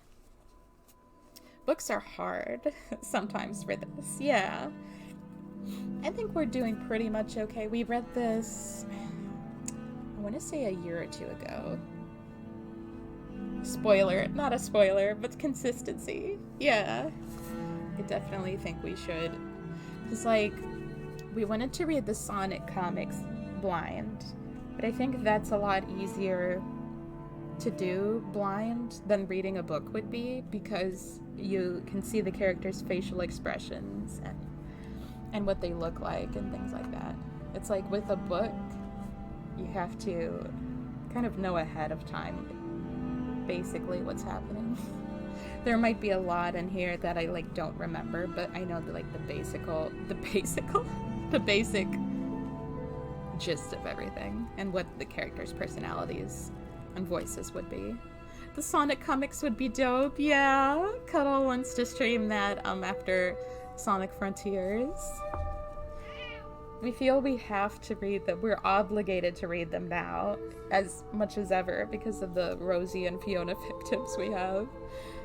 We've always been a fan of those characters, but we're so bad with like attention span with reading in general. But yeah, I'm excited for that. I forgot if I read the chapter 2's title is Good Food Makes Everyone Happy. I think I did. Magical Daisy. A flourish of trumpets rang out from Genocyclo's magical phone as its screen glowed with all the colors of the rainbow. She dropped the phone and it skittered across the base of the fountain to smack into the mermaid statue, where it stopped, screen side up. A band of light expanded out of the screen and condensed to form an image. A symmetrical spheroid, its right half black, the left half white. It floated lightly in the air, a butterfly-like wing sprouting from one side. The translucent orb hovered there, illuminating the billowing cloud of sand with its light. It was a hologram. Hello, good day, and good evening to all you magical girls. This is Fall, appointed mascot of Magical Girl Raising Project, Plum. The high-pitched synthetic voice was childlike and yet mysteriously sickening. Daisy's expression soured. Genocycle, Meow Meow, and Noko all watched her. Fighting the urge to throw up, Daisy addressed the hologram that had introduced itself as Fall. What is this? What is going on? Magical Girl Raising Project is a next-gen social network game used as a training simulator for magical girls on active duty and also for testing candidates, Pone. The experience you gain here in this virtual space will be directly relayed to your physical bodies, Pone. You were all selected through impartial lottery to be test players, Pone. Virtual space? This isn't the real world? Asked Daisy. This isn't the real world, Scooper. I'm sorry.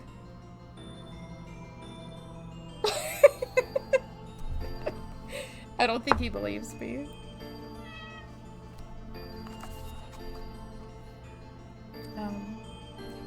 Exactly. The magical tray system based controls feel just like reality.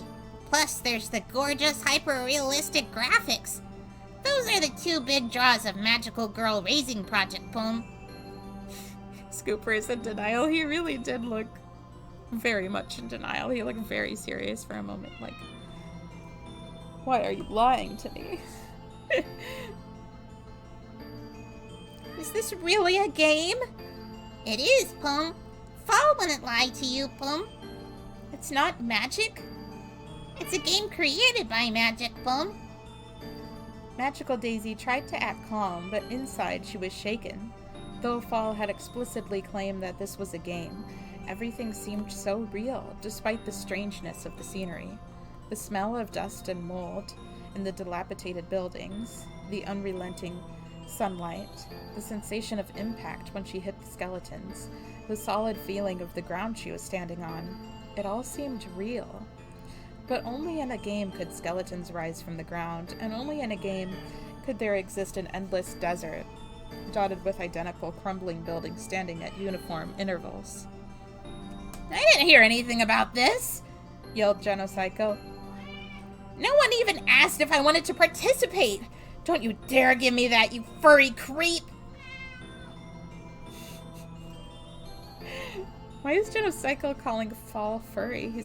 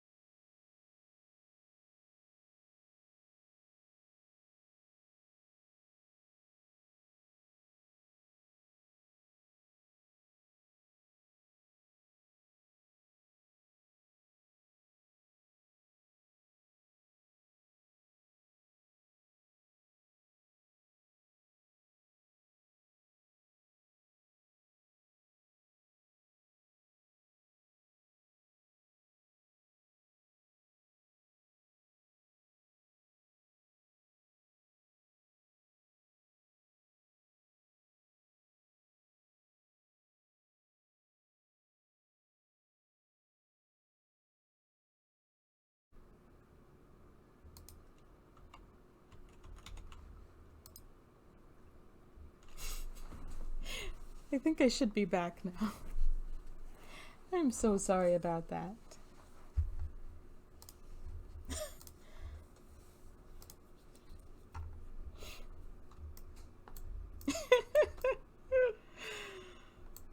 Scooper not only tried but succeeded in crashing the simulation. Yes. I should have really picked him up and just held him like he was begging. Just want to reset my head. Oh, no, wait, I was supposed to be turned. That's right. But I didn't. And I suffered for it. And then that's really what he's begging for. I couldn't believe it. We've been saying this, but I didn't believe my headmates that he really was just begging to be held. He's really such a baby. If he doesn't get held, he turns off the computer.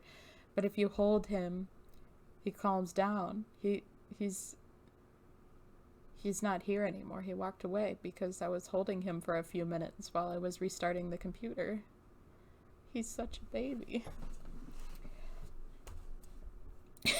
Anyway. Welcome back, Fuki. I'm back too. He turned off the computer again because I wasn't giving him enough attention. I was petting him with one hand. I thought that was enough, but I had to hold him. He wanted to be held. He's crazy. Yeah, that's what I said. He not only tried, he succeeded. He crashed the simulation. Okay, I found where we were. I don't know if this line got cut off. I didn't hear anything about this, Yelled Genopsycho. No one even asked if I wanted to participate. Don't you dare give me that, you furry creep! This sort of causes problems for us, said Noko. The two of them drew closer to the magical phone. Unfortunately, they were still speaking to a hologram, so they couldn't even grab it by the collar. Not that it had a collar to grab. But their anger was understandable. You couldn't just spirit someone away without their consent, force them to fight skeletons, then order them to find some town and expect them to accept all of it without grumbling. Now, please calm down and listen, Pone. Despite the advancing hostility, the mascot, as it had introduced itself, was calm. Its expression hadn't changed, rather there had been none to begin with. Daisy's old partner, Pallet, had been a small, boisterous fairy with a wide range of emotions. They're so different, even though they're both mascots, thought Daisy. Time is compressed here, so this won't cause difficulty in your day-to-day lives, said Fall. Scooper's back. What do you want now? You turned off the computer, you know that? Oh.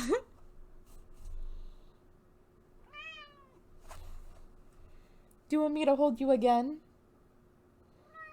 He's such a baby. We'll see. We'll see if he... Okay. Okay, he's... Come here. Oh. He's so weird. He's so heavy. That's why I didn't pick him up before, because I didn't feel like... Whew.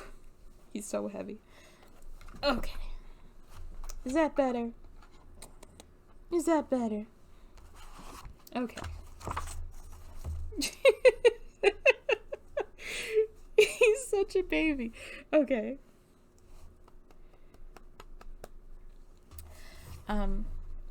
At this point, we'd like you to spend 3 straight days participating in the game. But that will only be a moment in the real world, Pone. You might have already realized this, but you can all use your magic here, just like in reality, Pone. And none of this is dangerous in the least, Pone. There are no healing spells, extra lives, or save points. So if you get a game over, you're done. But there will be no damage to your real body, so it's completely safe, Pone. Buddy. I get how it works, said Daisy. But why were we forced to participate? We weren't even asked. Well, I'm sure you're all familiar with how unreasonable the magical kingdom can be, Pone. Or perhaps the reason is that the magic itself is the embodiment of irrationality. It's possible that non-consenting participation is the trigger or key or something, Pone. Whether it knew their thoughts on the matter or not, Fall continued. Ultimately, this is an official test from the magical kingdom, so there's absolutely nothing to worry about, Pone. The rewards for completion are very generous. And even the participation awards are pretty great. If you can be our test players and help us figure out the bugs, future candidates will owe you a great debt, Pone. The game is still a secret, though, so talking about it to anyone but your fellow players is forbidden, Pone. But keeping secrets is part and parcel of being a magical girl, so it'll be easy for you, Pone. And so, will you participate, Pone? Everyone else has already started, Pone. Baby. Fall was looking at Magical Daisy, Genopsycho, Meow Meow, and Noko. All had their eyes on her, too. Daisy glanced at Noko, feeling she had to keep her safe. I think he might want down. Maybe. What do you want? What do you want, buddy? Petchka. Petchka was still confused, but she was locked into playing the game.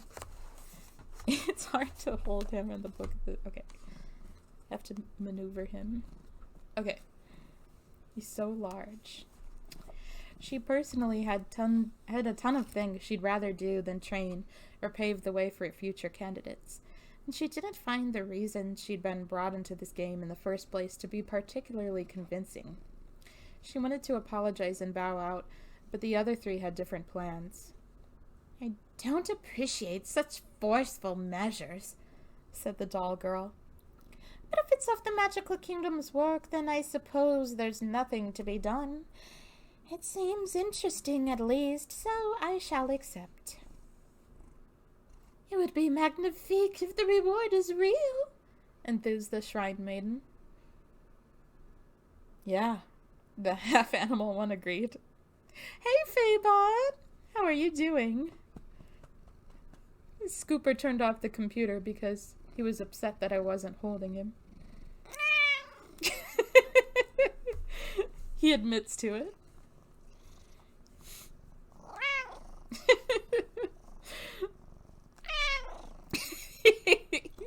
Yeah. Yeah, you know what you did, don't you? Oh, he tucked his little head in my arm.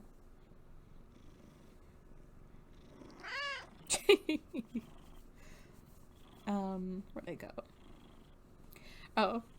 The reward does sound quite splendid, agreed the doll girl. But this doesn't really feel like something the magical kingdom would do. But it's so fantastique. With 10 billion yen cash, you could live the magical girl Velux. What a narrow-minded plan for your life. With the others like this, Petchka didn't want to be the only one to stand up and say she wouldn't participate. Just like any other plain, introverted middle school girl, she was good at reading the social situation. So she laughed a little and nodded, a vague smile on her lips. Now then, said Fall, you need to form a party, Pon. You can have up to 4 people, Pon. Forming a party will allow you to use the items that afford all kinds of benefits, Pon. Once you install the map app, it will display the locations of your members, and you only need to carry 1 copy of the items you use as a party, Pon. The 4 of them... Oh wait, I forgot my music. I just remembered I should get that back up. I was like, it seems a little quiet now for some reason. I was thinking about it when I was starting up Streamlabs, but then I forgot. Hang on.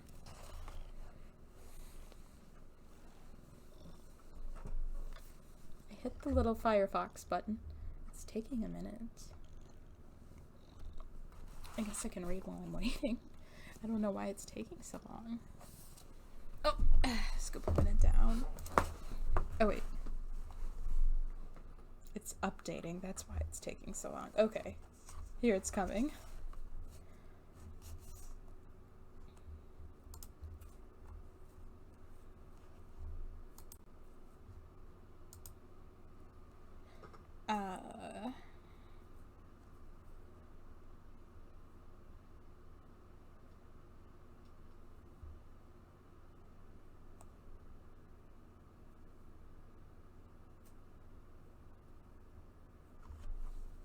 I forgot if we read the the paragraph of Fall saying that we need to form a party. I like completely forgot where I was at, so I'm just gonna we'll read that again. Now then, said Fall. You need to form a party, Pon. You can have up to 4 people, Pon. Forming a party will allow you to use items that afford all kinds of benefits, Pon. Once you install the map app... Oh yeah, we have read this. It will display the locations of your members, and you only need to carry 1 copy of the items you use as a party, Pon.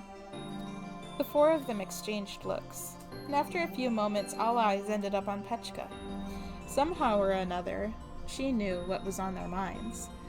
They were likely thinking, I don't want to party up with a weak-looking, clearly useless chicken. If you don't mind, would it be possible for you to tell us your magical ability? The doll girl asked her. Yeah, I'm very curious about that. They weren't just thinking she was no good, they'd gone and said it. I can make delicious food if I have just 5 minutes. The other girls exchanged looks. Petchka knew what that meant, and it hurt. She could sense the silent messages passing between them, right over her head. What do we do with that? She's clearly useless. Maybe we should just leave her here. It's possible to change party members during the game, Plum. You can add, drop, and swap to suit the situation, Plum. The 3 girls' eyes locked. The centaur girl nodded. And that was how the 4 of them became a party. Petchka was fed up with how obviously they were flaunting their opinions. 2 hours passed. In the end, the 3 girls treated Petchka like any classroom outcast. She was just an extra body to be tossed aside once an actually useful magical girl came along. She sat on the sidelines like a child exempt from gym class as they battled the skeletons. Neither her cooking magic nor her cowardly personality were made for fighting. The magical shrine maiden was named Nonoko Miyokata. The yin-yang ornaments in her hair, deep-slitted red hakama pants, and ancient Japanese-style name made her motif obvious, but something about her personality clashed with her pure Japanese aesthetic. It was a little fishy. Girls' magiques are cool, cute, strong. This is common knowledge in my country. From the words she used and her intonation, the sort you'd never hear from a native speaker, Petchka guessed she was a foreigner, perhaps one attempting to be more Japanese than even a native. She proudly told them of her ability to control familiars, but her ability was limited to living creatures. Unable to befriend the skeletons, she kicked and punched them instead. The doll girl's name was Rionetta. She wasn't like a doll or resembling a doll. She actually was a doll. Her long ribbons dancing in the wind, the ends of her skirt flipping out, her bonnet fluttering with every move as she fought. She seemed to be the picture of a Lalita warrior. But upon closer observation, Petchka could tell that her movements, joints, and expressions were all fake. She and Nonoko Miyokata seemed to be on bad terms and would often butt heads. Her manner of speech was generally refined, but she had a sharp tongue. She was full of jabs and sarcasm. Petchka didn't like her type. Her magical ability gave her control over dolls, but none of those were around, so she was always in hand-to-hand combat, just like Nonoko Miyokata. Her ball joints allowed her to attack at angles impossible for a human, striking sharp and deep from her opponent's blind spots. Though whether skeletons had blind spots at all was a mystery. The centaur girl was named Clantail. She wasn't exactly a centaur, though. More accurately, she could replace her lower body with that of any beast. She'd transform into an alligator and smash the skeletons with her tail, or turn into a horse and grind them to dust with her hooves, choosing the best form for any given situation. Most often she would revert to a pony, deer, or some other kind of relatively small four-legged animal. Clantail was also a lot kinder than Petchka had first assumed. It had barely been a day since they'd met in game, but Clantail had clearly settled in as the leader of the 3. Watching her break up all of Nonoko Miyokata and Rionetta's disputes, Petchka thought, "That looks tough." Clantail never complained and rarely spoke at all, which added to such an impression. The 3 girls fought with some space between them, so as not to get in one another's way, striking down skeleton after skeleton, muscles straining, hair dancing in the wind, white skin flashing from beneath their costumes. There was an ephemerality to them, as if they would disappear if someone touched them. Yet there was also a sensuality within them that made you want to do it anyway. Just watching was enough to make Petchka sigh. Hang on.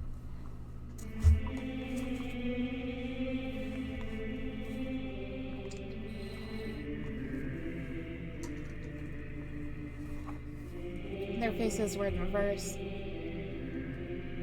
but they were all perfectly arranged, with perfect features.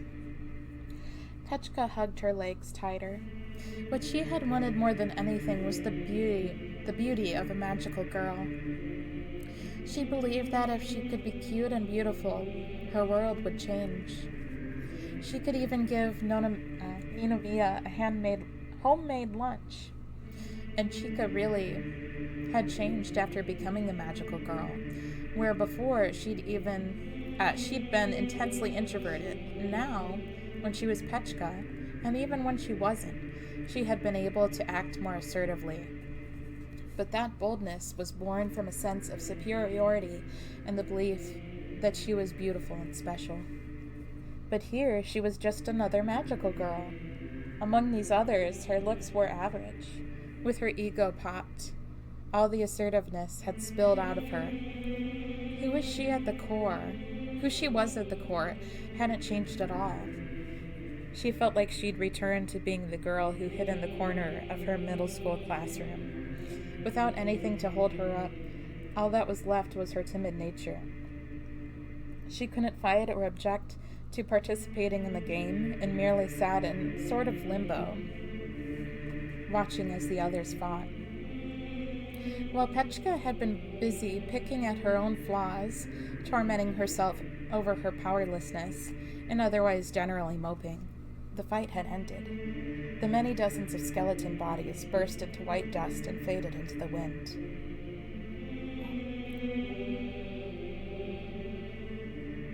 It seems my hunch was correct. There are lots of skeletons, you see. Are you trying to take the credit? Demanded Rionetta. Credit certainly doesn't go to La Persone. Who couldn't think of it? How much candy do we have? Clantail's interruption brought their argument to a temporary halt. Nonoko and Rionetta took out their phones to check. J'ai 17. I've got 15. And I have 28. How about you, Petchka? Clantail asked her. They all turned to her, and Petchka instinctively shrank back. Nearly dropping her phone as she took it out, she somehow managed to bring up the status screen. Still 0.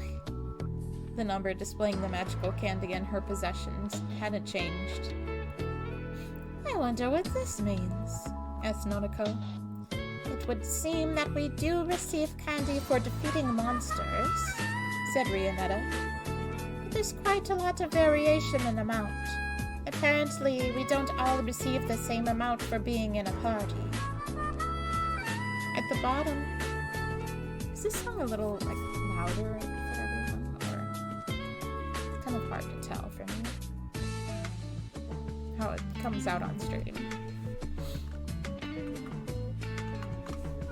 Anyway.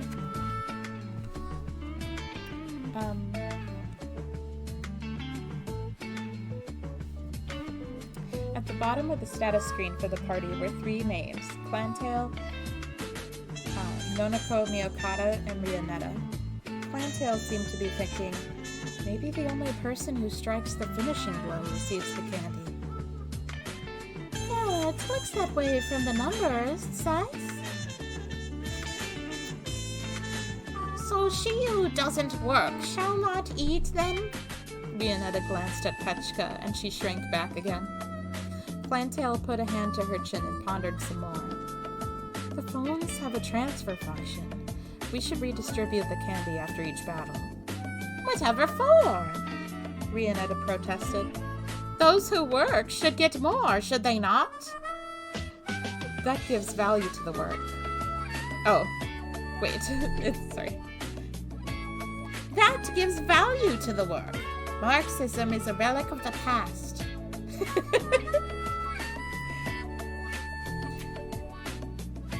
Maybe that's why when we're fighting hoods of small fry-like... Maybe that's best when we're fighting hordes of small fry like these, said Clantail. But when there's fewer enemies, nobody will benefit if we fight among ourselves over the kill. No, magical girls don't do capitalism. Rionetta scowled. Petchka could understand Clantail's logic. In RPGs, when big, strong enemies appeared, they would either be solo or in a small party. If they fought over who would strike the finishing blow, the strength of the enemy could turn it into more than a mere hassle. Mademoiselle de Grady just needs to watch herself. You be silent. I was just watching, so I don't need... Petchka trailed off. In that case, fight next time, said Clantail. Petchka shrank back even farther. She wished she could just disappear. We all do capitalism. Fall had told them that for now, they would be logged into the game for 3 days in game time, 1 moment in the real world. Then they would spend 3 days in real world time before logging in again. This cycle would continue until someone completed the game. In other words, their situation would continue for at least 3 days. A dull ache settled in Petchka's stomach. Rionetta, are you fine with this? Asked Clantail. Rionetta seemed quite reluctant, but she nodded. Good grief, I'm not going to be saving up any candy like this. I need to find a hunting ground. A hunting ground? That wasn't a phrase you heard every day. Petchka assumed she was talking about a place where monsters spawned or something. A beep came from Rionetta's magical phone as the image of a black and white sphere rose from its screen. She must have pressed the help button. Is there something the matter, Paul? Fall asked. Do these monsters respawn? Rionetta asked. It's a pain to go looking for a new hunting ground. The monsters will respawn every morning, Paul. Is Scooper doing his... Oh.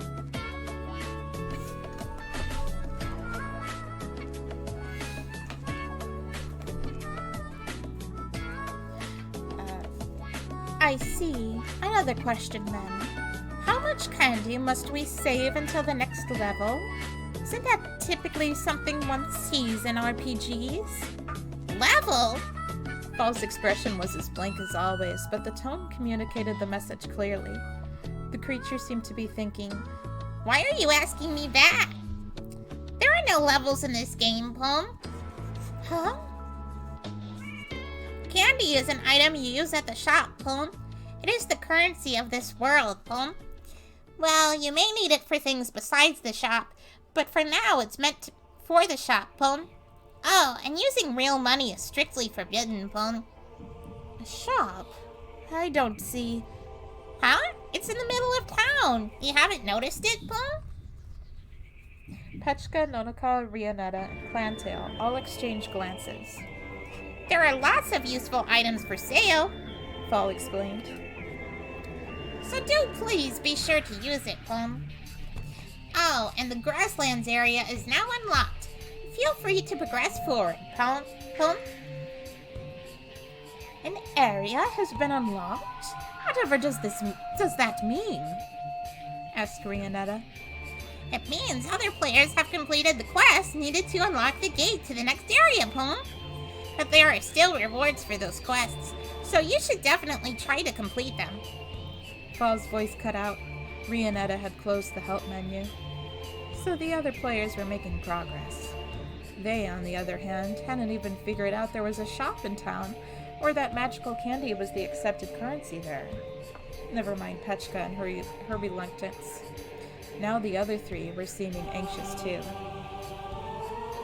For now, let's go back to town. We'll check the location of that shop and then head for the grasslands, Clantail said, and they all nodded. Shadowgale.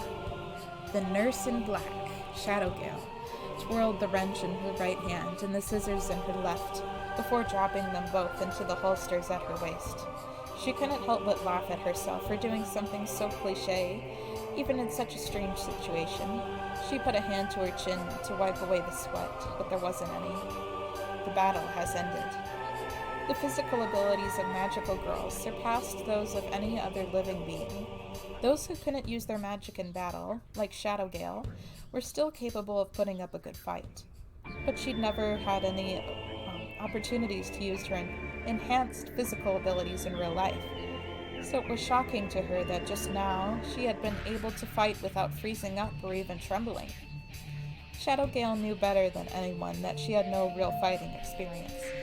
Perhaps it was only the monstrosity of her enemies that enabled her to smash and slice them without mercy. Strange red human bones lay all around her. In the end, skeletons are just skeletons. A new color doesn't make them any stronger. They're no worthy foes for the super... Sorry. We thought that was Shadowgale talking. This is Masked Wonder talking. Hang on.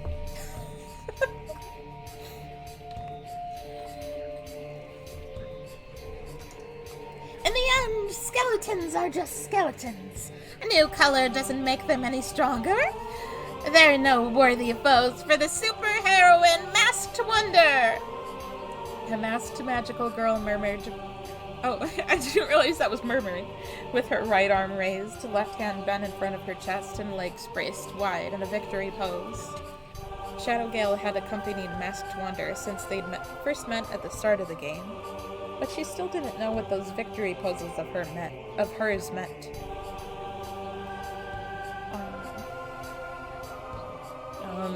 Are you alright? She asked worriedly. There was a big bump on the back of Masked Wonder's head as she posed crisply. It glowed bright red and looked terribly painful. The Masked Wonder would never fall to such measly wounds. It does kind of hurt, though. But I never saw anything hit you. Do you know how... Oh, wait. Sorry. Once again, we thought that was Shadowgale. This is not Shadowgale. But I never saw anything hit you. Do you know how you got that bump? The question came from a girl in a wheelchair, but her expression didn't seem concerned at all. The girl's head and arms were covered in so many bandages, it begged the question of what happened to her. I was throwing a rock at one of the skeletons when one hit me like BAM! I didn't think any of them were behind me, though. That may be due to some special ability. We should consider purchasing the Monster Encyclopedia in the Grassland shop, though it's quite expensive. We should have the fun soon with these monsters around, the girl in the wheelchair said, and then she urged them to check their phones. When Shadowgale took out her phone, she saw she had 56 pieces. 87! Masked Wonder shouted with surprise. Somehow, despite possibly handicapping herself by striking a pose after every downed enemy, she defeated more than Shadowgale. This should be enough to buy a whole lot at the shop. Wow, said Shadowgale. That's way more than the white ones give, isn't it?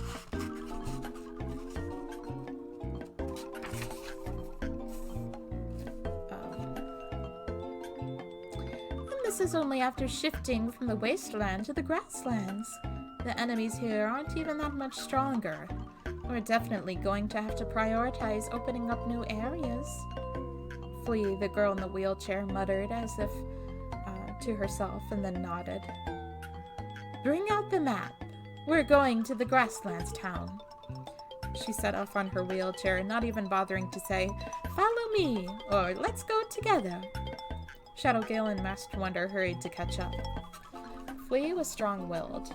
She hadn't changed one bit since she and Shadowgale had paired up in the real world. She was the kind of self-centered person who believed her own ideas would benefit others, so naturally they should obey her. She was arrogant and did whatever she wanted. And wherever a Kanoe Koji was, you'd find Memoria Toroyama. That was still true even now that they were magical girls. Ever since Momori Totoyama had become Shadowgale and Kanoe Hitokoji had become Flea, Shadowgale had continued to follow the girl and guard her back. But Momori would swear on her honor that she did not respect, love, or depend on her.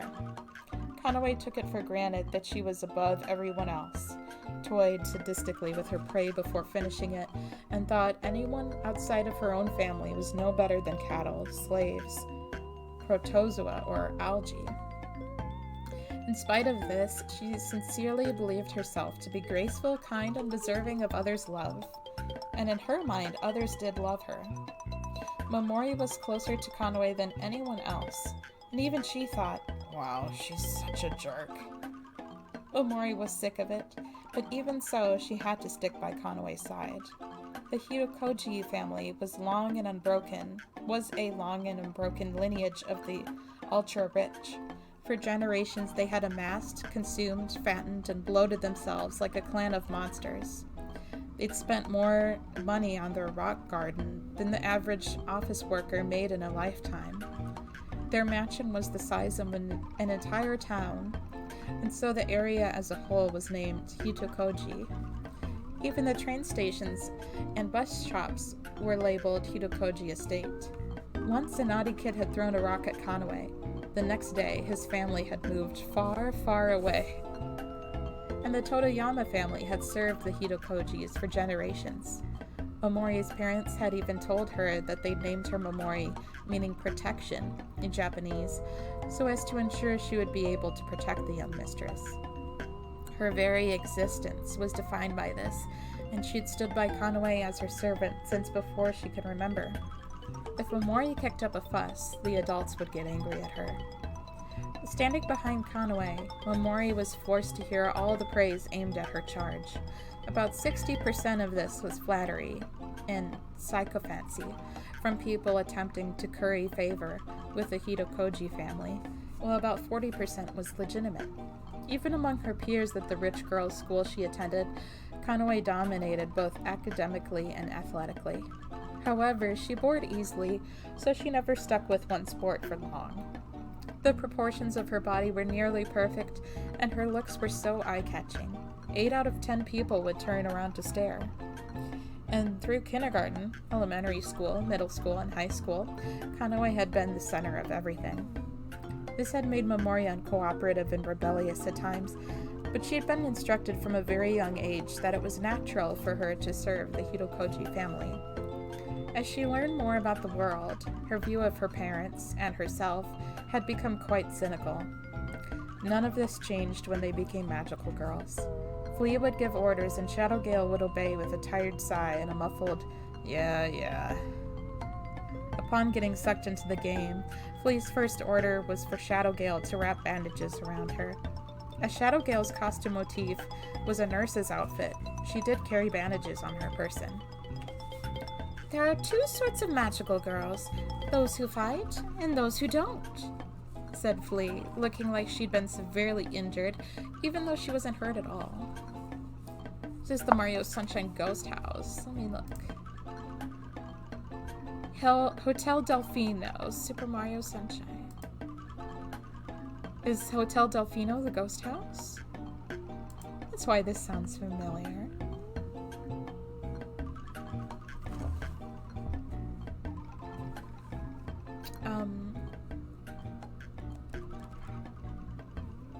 Obviously, the wheelchair, a part of her magical girl motif, helped in this role. Those who fight are suited to dirty work. I want people like that near me in case anything happens, since neither of us has the skills for violence. The band emote is from this level. The boo. Forgot about that. So what does that have to do with the bandages? Asked Shadowgale. These girls have an instinctual need to protect the weak, so naturally they'll feel empathy for the injured, sick, children, elderly, and pregnant women. Shadowgale had been completely confused when the skeletons attacked, but Flea, in comparison, had apparently already considered their future needs. Maybe that was just because defeating monsters, collecting items, and heading to town was such basic RPG fare. Flea had been using her magic phone earlier, and she'd investigated a lot back at those broken down buildings. So maybe there had been some hint back there. Wasn't this a game? Assuming it was, that meant there were other players here too, right? And if so, then wouldn't they also be magical girls? So wouldn't that suggest the other players weren't opponents to fight? Most likely, that was why Flea had wanted to be wrapped in bandages and play injured. She was hoping to lure in the magical girls who would fight for such lofty ideals as protecting the weak. But this was just Shadowgale's post hoc analysis of events. Flea wasn't the considerate type who explained her ideas and actions in thorough detail.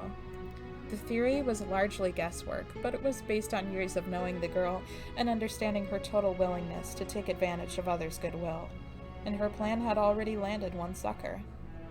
Masked Wonder looked like she jumped straight out of an American superhero comic, from her skin-tight suit and purple cape to the back mask that revealed only her blue eyes and golden hair sparkling in the sun.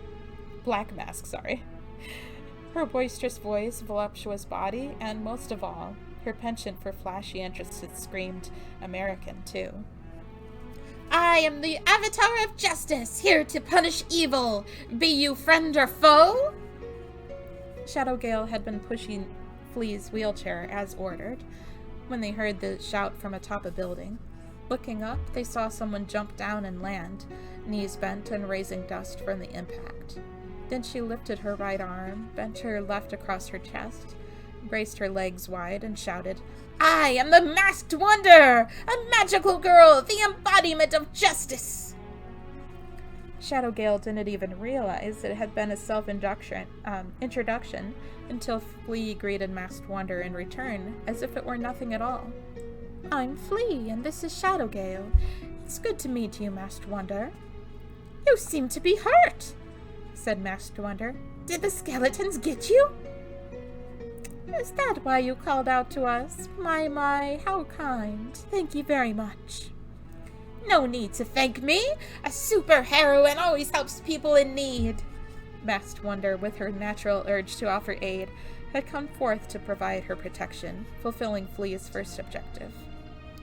The world just makes things so easy for the evil, mused Shadowgale. Later, once they made it to the town, they formed a party, completed the quest, unlocked the gate to the next area, and progressed the grasslands. There, thanks to Flea, they managed to quickly complete the quest, the quite possibly deliberately obnoxious quest of exploring the vast grasslands from corner to corner. As became apparent, Flea's power lay in her magical wheelchair, thanks to which she could travel fast enough to create shock waves and sonic booms. This cut down massively on the time they needed for the exploration quest, allowing her to complete in only 20 minutes a journey that would have normally taken hours. While Flea was busy doing that, Shadowgale and Masked Wonder had traversed the wasteland to grind some magical candy. Shadowgale could only speculate as to what Masked Wonder might think, seeing the supposedly injured Flea rocket away, leaving only a cloud of dust in her wake. Wonderful to see her with so much energy, Masked Wonder simply commented. Apparently she saw it as a good thing.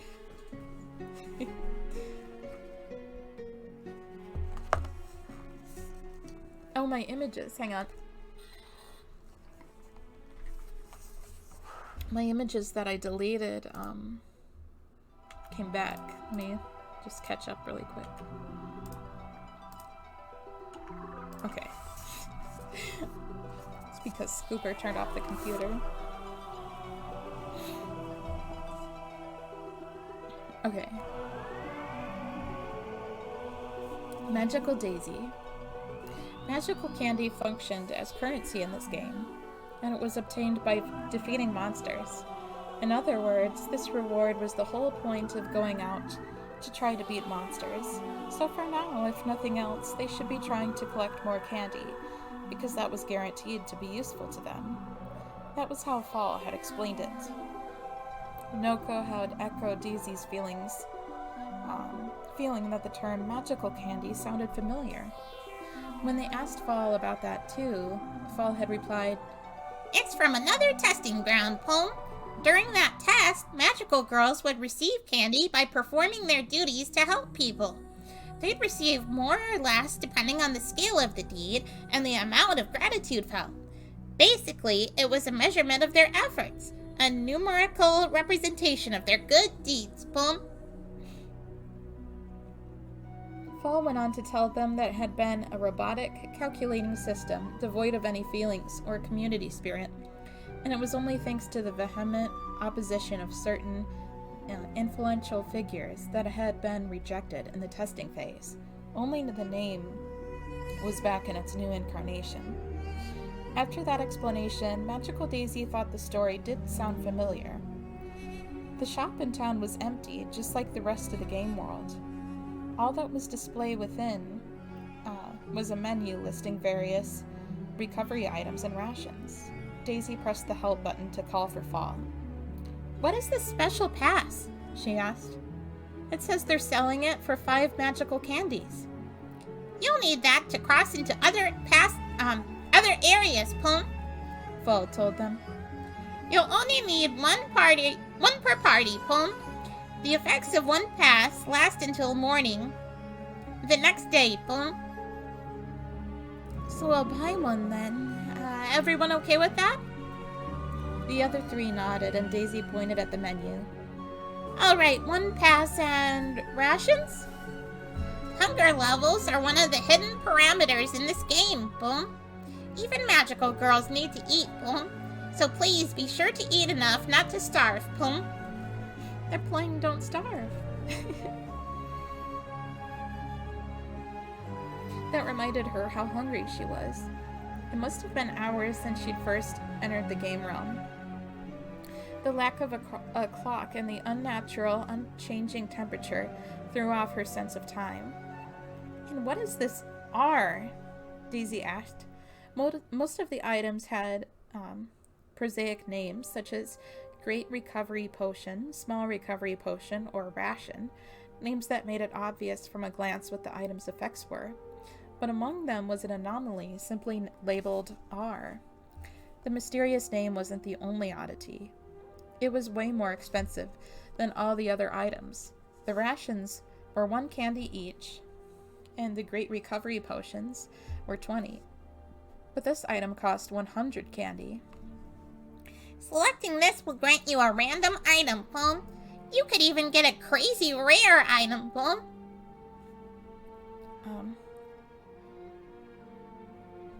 Oh! Someone made a funny squeal. Daisy looked over to see it was Genopsycho. "I knew it! In games like this, you gotta have a random element." "That's something to be so happy about?" asked Meow Meow. "Just imagine," Genopsycho gushed. "rolling the dice over and over, never getting the item you want, and before you know it, you're living the dream. Dead. And then soon enough, the collectors are even calling your workplace." "That don't sound good at all." "You just don't get it, do you? That's what makes it so great. Oh, my collector's soul is on fire." "But we don't have enough candy," said Noko. And she was right. They didn't have nearly enough. All 4 of them together had a total of 28 candies, 8 short of purchasing R. That's too bad," said Genopsycho. "But this sort of thing is what makes games so fun." "There's currently a grand opening sale, Plum. The first roll is only 10 pieces, Plum." Fall probably just did that after overhearing. Fall could swear she saw a glimmer beneath Genopsycho's dark visor. Let's do it! Let's do it! We gotta do it! Come on, do it! Do it now! "But it's better to buy potion and ration, yes?" said Meow Meow. "We can't just buy it with what we have left. It's 90% off. We can just buy it with what we have left. It's 90% off. We're clearly gonna lose out if we don't do this now." Eventually succumbing to Genopsycho's insistence, they bought one R and ended up rolling a map. This was an application that modified a magical phone's map to display the area's towns, its owner's current location, and even party member locations if you registered them.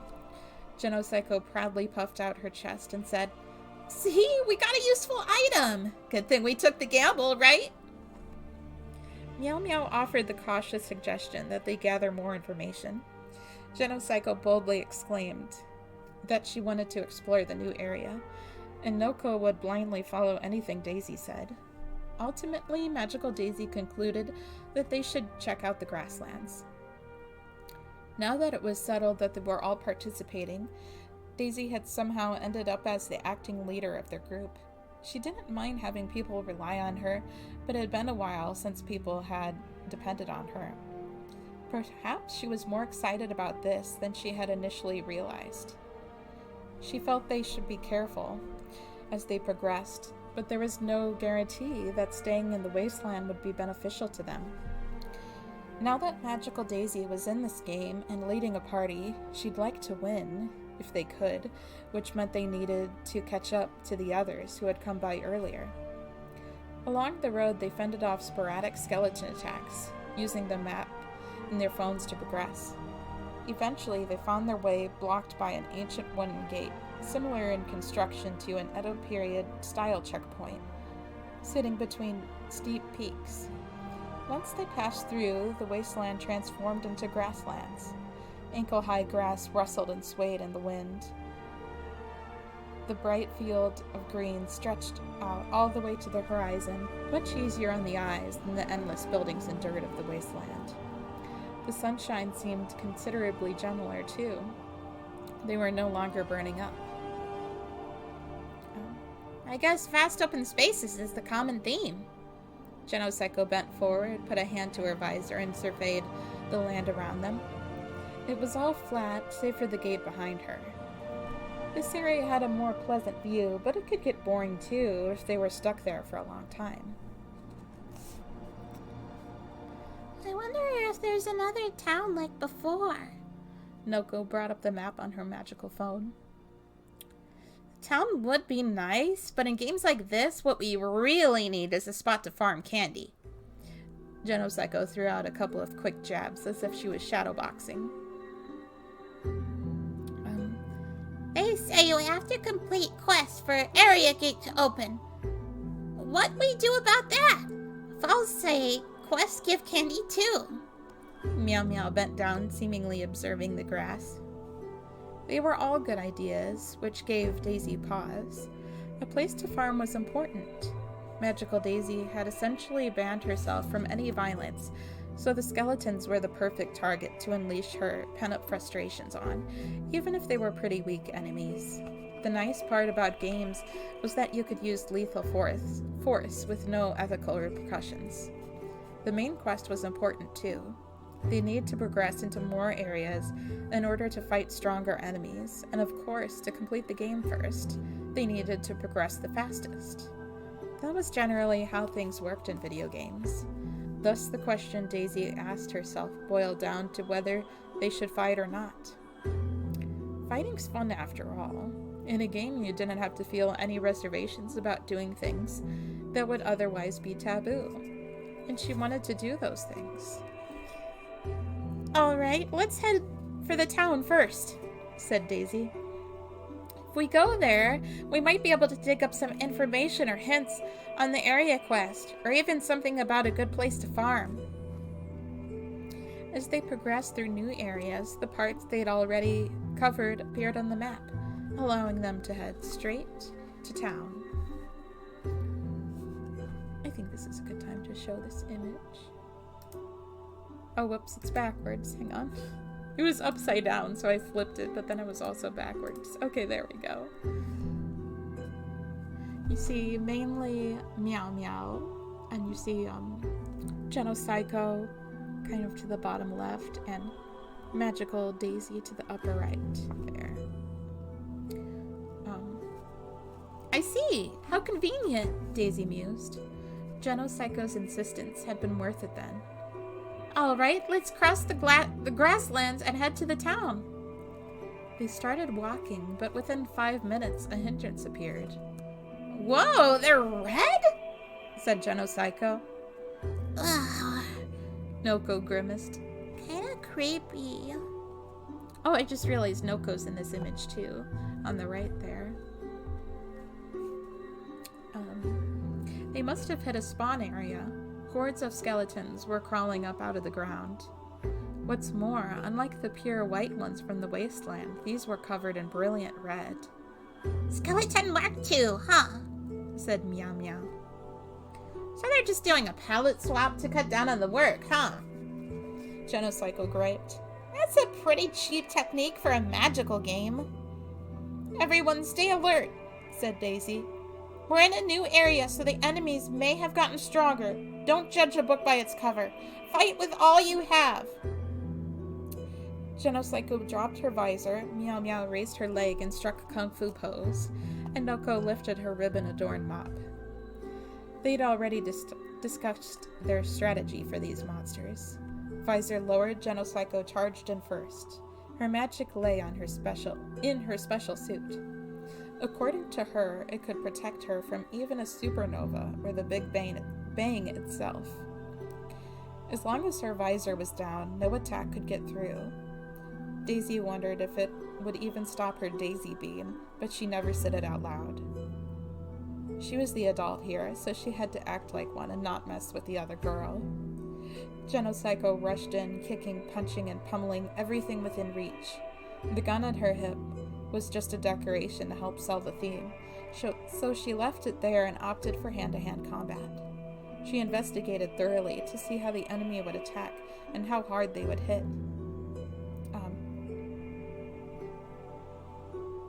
Hey, it looks like there's no need to worry. These things aren't much different from the white versions, she reported. Next, Meow Meow hit a skeleton with a flying kick, while Noko spun her mop, destroying a crimson skull. Naturally, Daisy wasn't just standing there either. She hit the monsters with everything she'd practiced, from elbow strikes to roundhouse kicks, palm strikes and front kicks. In the blink of an eye, the enemies had scattered, and only one remained. Uh-oh, I think something bad is about to happen. Let's see. Everyone spread out! I'm gonna finish this! Making sure everyone was out of the way, Magical Daisy pointed at the skeleton and shouted. She could have just attacked, but her fans were here. It would be a discredit to her name to not end things with her finishing move and a little fan service. Daisy Beam! The yellow ray struck the skeleton right in the torso. She'd imagined its spine vaporizing, ribs flying as red bones clattered to the ground. But the thing continued on undamaged. Meow Meow jumped in, delivering kicks to the heel, hips, and neck in quick succession, and destroying it entirely. Genocycle was pointing at Magical Daisy and shouting something. For some reason, Daisy couldn't hear. Something welled up inside her throat, then forced its way out. Warm liquid. She could see the sky. It was pure blue, not a single cloud there. Something hit her back. As she fell, she caught a glimpse of her stomach. It was stained bright red, blood pouring out of it with no sign of stopping. Finally, her heart gave one last pulse, one last big pulse, and her consciousness faded. Uh-oh.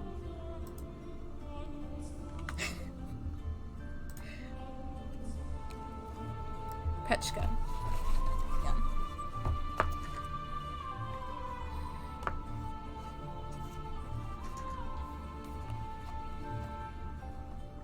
I have about 5 pages left, and then we'll be able to do a tiny bit of Wandersong.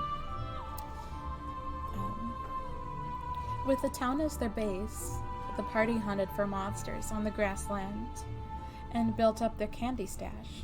They also simultaneously explored to gain information on the area quest or other useful hints for completing the game.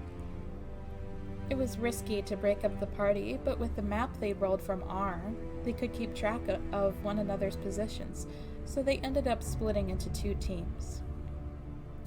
When it was decided that they'd split into a fighting pair and a scouting pair, Petchka breathed a deep sigh of relief. She wasn't brave enough to fight or thick-skinned enough to withstand the condemning stares for her lack of contribution. Rianetta had even commented in a stage whisper, likely so Petchka would overhear. Perhaps it would be more efficient if we only had 3 in our party. If Petchka had been brave enough, she would have spat back, I don't remember asking to join, stupid! And then things wouldn't have turned out like this. There wasn't much she could do, so she didn't really do anything. Time went on by anyway. She wanted to hurry up and finish the game, but it didn't feel like they were making any progress. The only change she really felt was her rising frustration. When it would finally bubble over, even Petchka didn't know. She volunteered herself for the scouting party.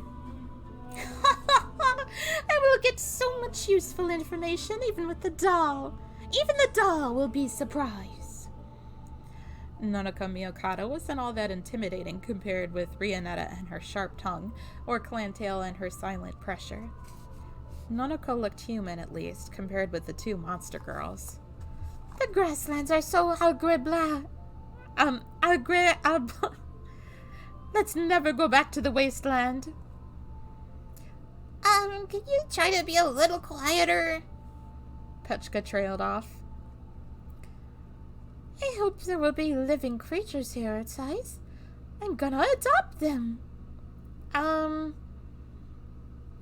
Petchka, how did you become a girl magic?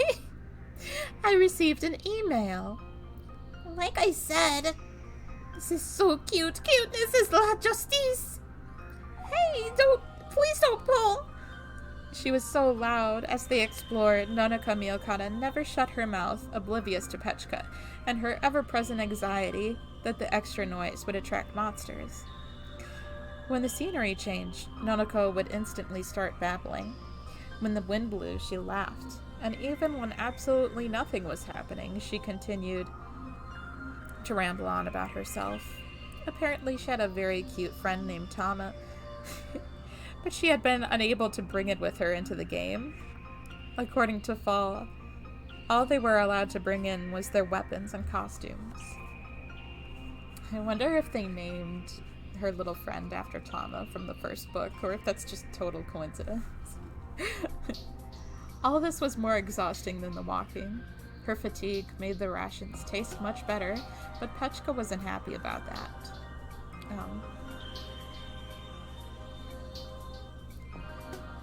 So then they should just send more than just skeletons.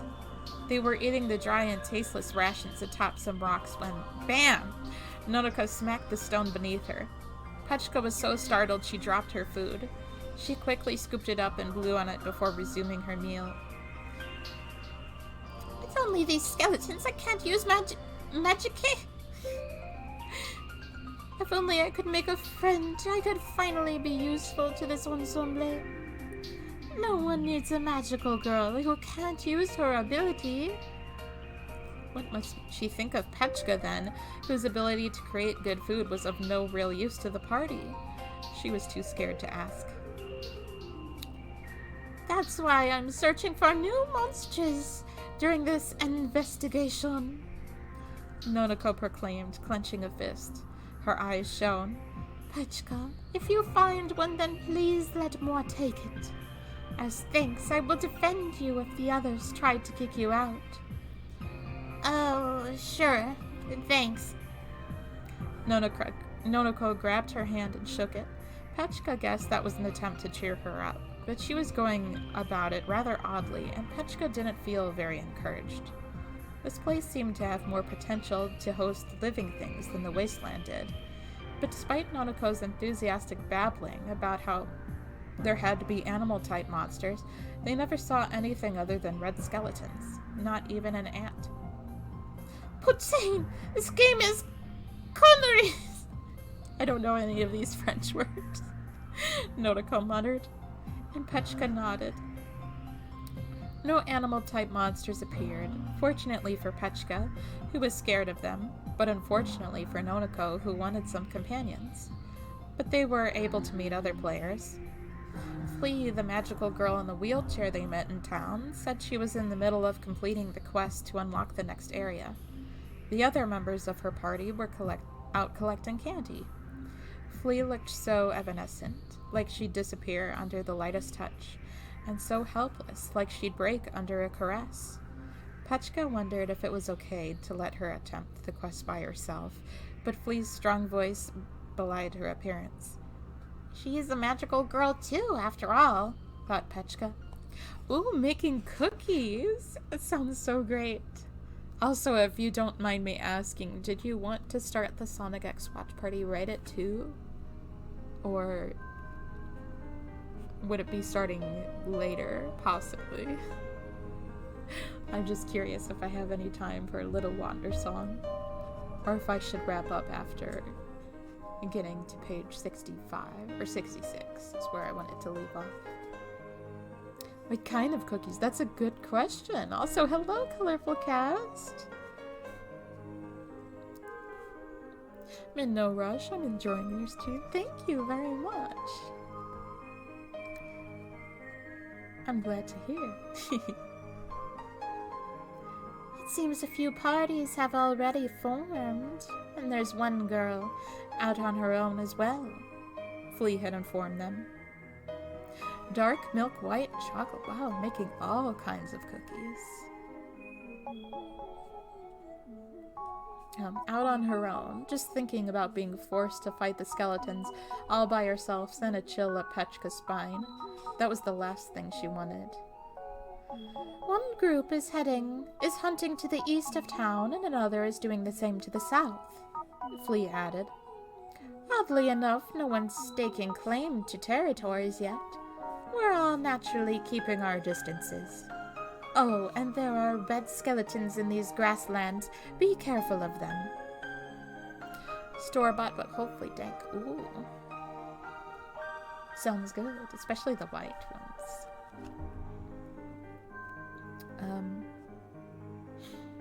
But they are weaklings, no different from the white ones.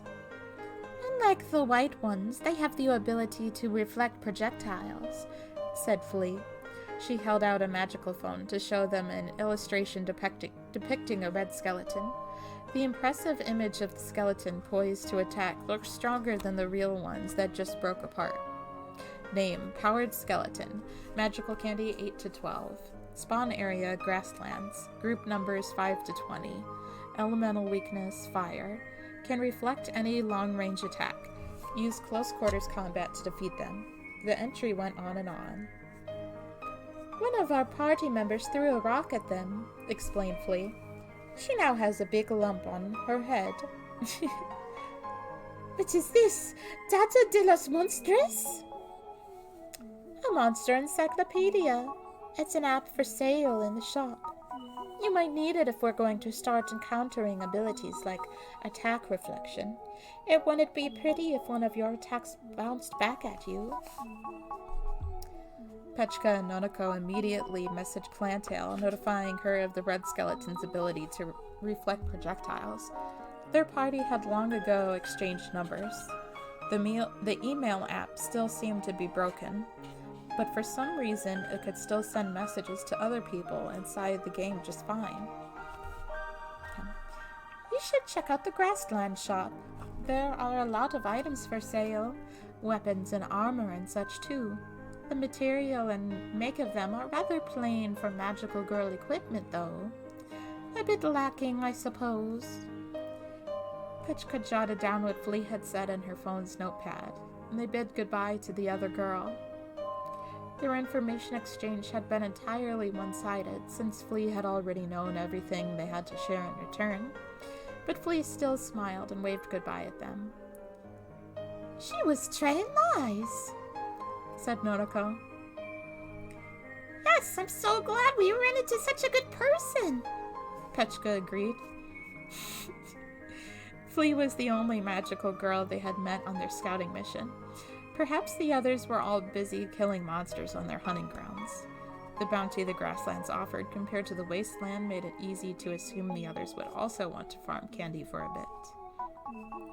Messages filled the town. There were no signs of life, only haphazardly arranged buildings, but posters and little notes doled out hints everywhere. There was a variety of messages, not just ones like, "This is the Grasslands town," but also things like, "Monsters appear in X area, so be careful." And each town's shop sells different items. Petchka recorded each and every one. I do not like this. Huh? Why? Asked Petchka. There are no dressers or treasure chests in Les Mansons. Fishing through each other's things with no consequences is the privilege only for own heroes. I'm not sure about that. Despite Nonako's complaints, Petchka figured they had basically done all right. They picked up a letter in one of those houses and followed the instructions inside. Bringing it to a building in the wasteland town, they were awarded with 100 pieces of magical candy. La mission was a big success, Nonako clapped. It's less that she's loud, more like she's just very emotive, Petchka thought. Night fell, so they met up with the combat party at their predetermined meeting spot in front of the Grasslands town. There they sat in a circle, exchanging the information they'd gathered and discussing the candy haul. Conventionally, a party would sit around a campfire, but magical girls had excellent night vision. They didn't need to scare off animals or worry about warmth, so their little ring was empty. Rionetta seemed very tired. Her expression was less than lively, and she hardly said a word. Clantail's silence was normal for her, but her tiny deer tail was drooping weakly, and she looked exhausted too. Petchka had assumed that fighting had sapped their energy, but apparently that was not the case. We were hardly able to earn a thing, said Rionetta. Oh? Said Nonako. What's going on about those who don't work? It wasn't that we weren't making an effort. We simply couldn't. Every time they found a new hunting ground, some other magical girl was already there and chased them off. What nasty people we... Indeed, almost as nasty as you. Before Nanako could retort, Clantail stomped her hoof against the ground. Halfway to her feet, Nonako sat back down. Rionetta closed her mouth. Petchka munched on her meal, quaking in her boots. No matter how hungry she was, the food was so flavorless that she couldn't enjoy it. Still, Petchka thought, Rionetta's stubborn, and Clantail isn't the type to let such a crazy demand slide. If someone told them to go away, would they actually just do it? Seeing how tired they both were, it was possible something else had happened. As Petchka chewed and thought, her magical phone rang, and not just hers. The others' devices went off too. On the screen were instructions. A game event is now beginning.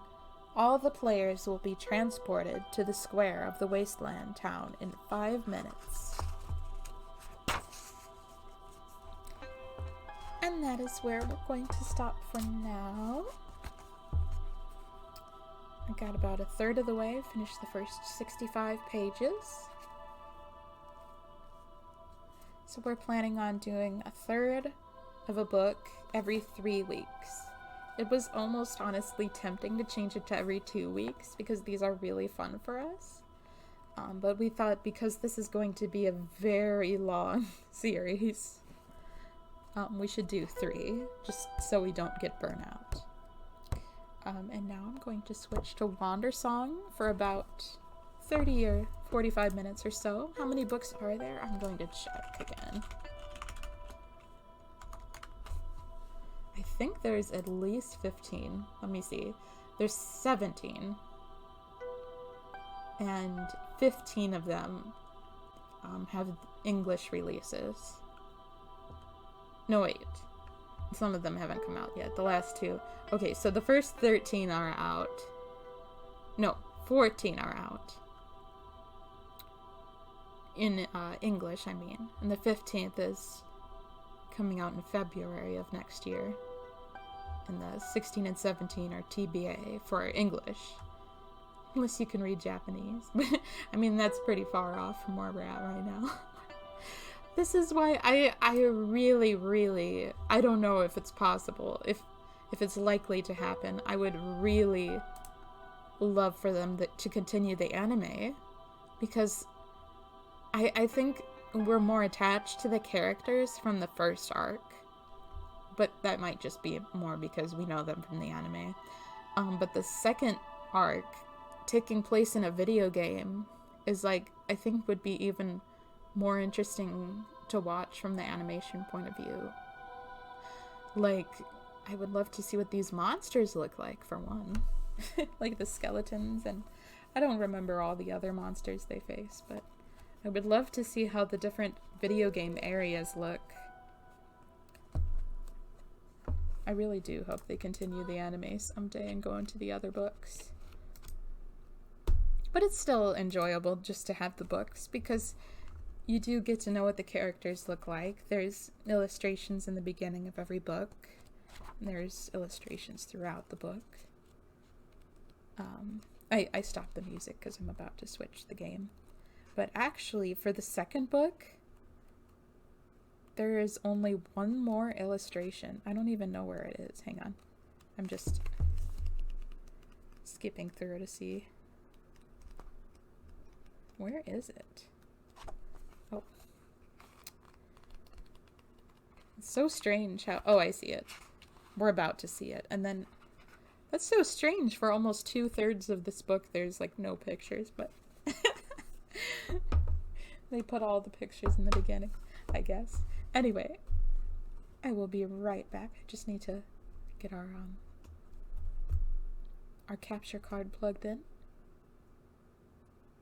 and change the Twitch category. Be right back.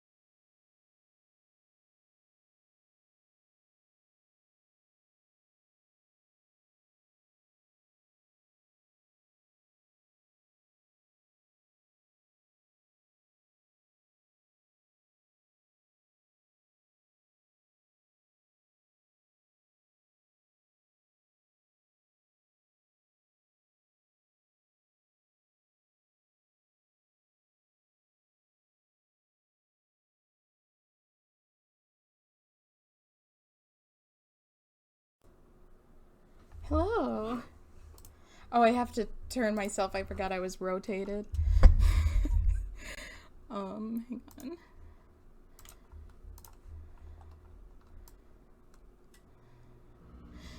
One reading session every 3 weeks and 3 reading sessions per book. For 17 books, you'll be done in 3 years. Could be longer. That's not too bad, I think. I mean, 3 years can go by pretty fast. But that's good to know. I was curious how long it would take. Let's see. It should be plugged in.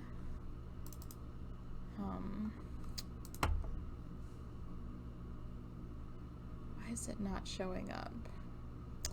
I feel we often have to delete the capture card and re-add it for it to work.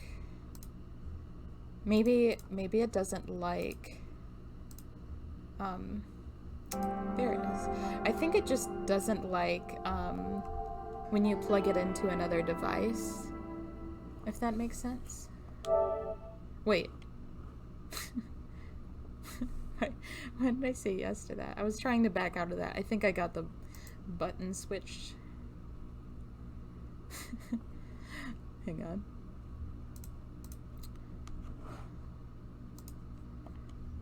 Feels like it took a lot longer than it should have to plug in the capture card. I don't know why I was having trouble getting the plug to go in, but we sure were. I'm turning on the controller. Doesn't that turn on the device too, or it should? Wait. Okay, I heard it.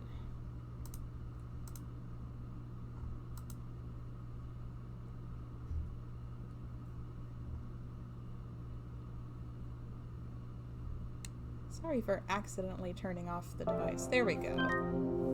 A problem occurred. Okay. I must repair the storage. Do I have to do that to access... Oh, see, I keep hitting the wrong button because I'm used to the switch. Where it's the left face or the right face button. There we are. Oh, wow, it left off the exact... Oh, that's probably because I didn't close the game, probably. Wait. Why is the, Okay, there it goes. It was not waiting. It seems very quiet, but this might just be part of the game. Oh, there's not, like, a song. It's just the ocean. Okay. I wanted to, even though it's so close to the time we're supposed to be starting Sonic X, I really wanted to do a little Wandersong for a couple reasons. One is that I said I would in our schedule and in the title of the stream. I said I was going to start a band. I don't want to lie to everyone. And also, honestly, mainly just because I kind of was a little bit stuck last time, and I'd like to get unstuck. And I'm pretty sure I know what to do now. So I was watching Hollowtone's stream of Wandersong just to see what to do, and it's extremely simple what to do at this point. See, we're trying to start a band, and there was this person right here. No, wait, is it? I think it's... No, not this door. I can't interact with that door. This door. And I asked to start a band, and they said no, and I just walked away. I didn't realize I should keep talking. I don't know why I didn't think to try to talk again. I have to remember this is a game where they have programmed so much dialogue. You could talk to the character, any character, probably 10 times and still get more dialogue. So if you think it would help, you should do it and not just walk away. That's the lesson for you. What? I really think you should join my band. Let's talk. Okay, sure. It was that simple. It's so funny. Well, hello. So what's this about a band? Well, I met this... I couldn't even read that fast. Okay. And that's why you should totally join my band. Well, you just said blah a lot of times. But I think I got the gist. The truth is, I don't think I can do it. Okay. You can't do it. That's fair. We can't force people to join a band.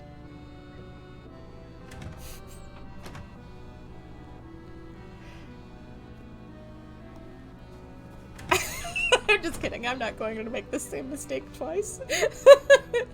At least not twice in a row.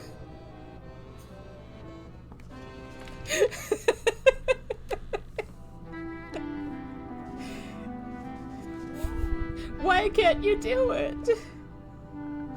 I've never been on a stage before, and I always wanted to play with my first show with my mom. Oh, well, where is she?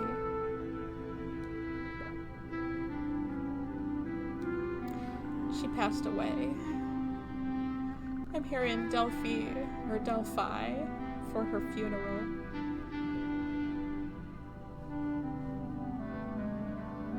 This is how you talk to short people. I'm sorry. She's dead. My mom was the one who taught me to play. She was really famous, you know. I never thought I'd live up to her. But I at least thought one day I'd come back to play with her. I think you should just leave me alone right now. Oh, okay. I'm sorry, I'm not doing the bit again. I don't want to talk anymore. I kept thinking that said to anyone. I don't want to talk to anymore. Just leave me alone. Please, go away. Oh, it won't let me. Oh, wow. Okay.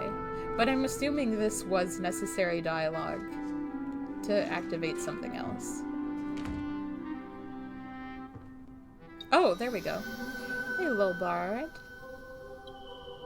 Are you following me around? No. Been pretty busy, actually. But not too busy for you. Busy with what? None of your beeswax. So that accordion player. You're gonna help them, right? I want to. Do you know what you're gonna do? I have no idea. Well, you know you can talk to ghosties now, right? Oh, I'm going to talk to her mom. Oh yeah. You got this. But I haven't seen her mom, and I thought I looked everywhere, but I'm assuming you wouldn't be able to find her mom until you had that dialogue. This is so sweet and sad.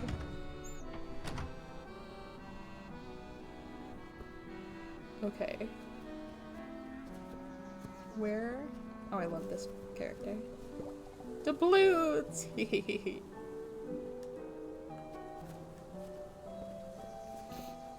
I wonder where her ghost would be.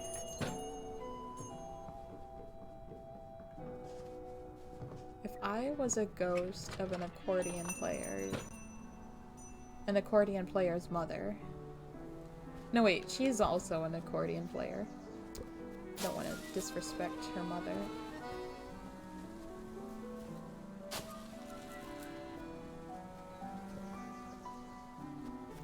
Have I been in here? I mean, I think I have, but...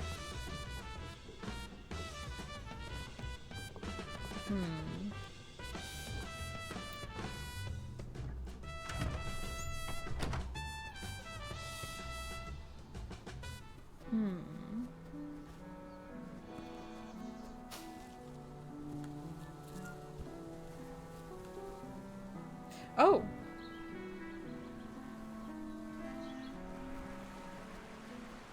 I'm just looking everywhere. Wait, can I... Or should I board? Are you a pirate? Yes. I mean, yar. That is so cool. Har, I know. Okay, I wasn't sure if I didn't remember how that interaction went last time.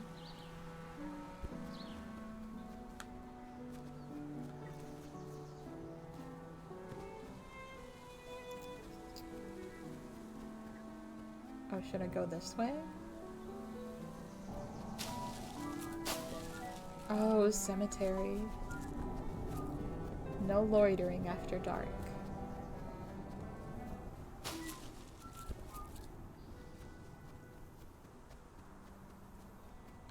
What is this? Oh.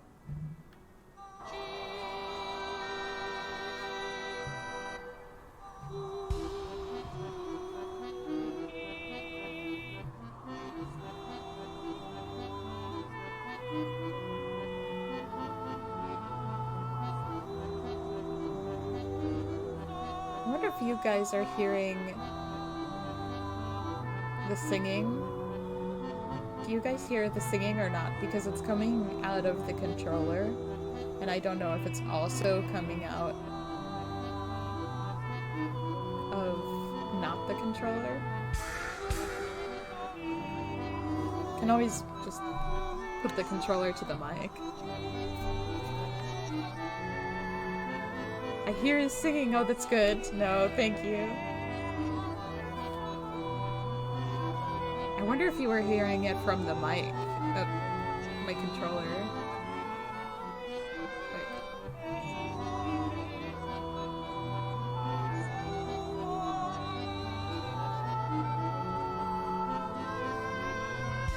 There we go.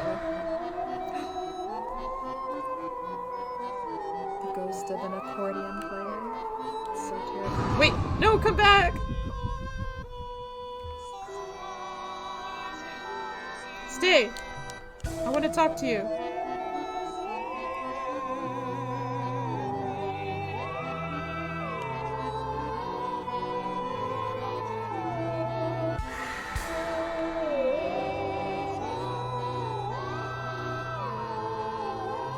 I guess I shouldn't have assumed that little mini-game thing was over.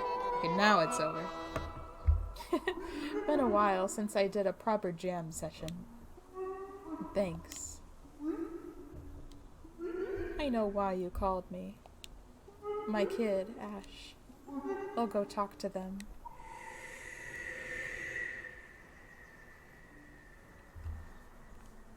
We recently watched the 2 Sing movies, and now I'm just thinking about the porcupine.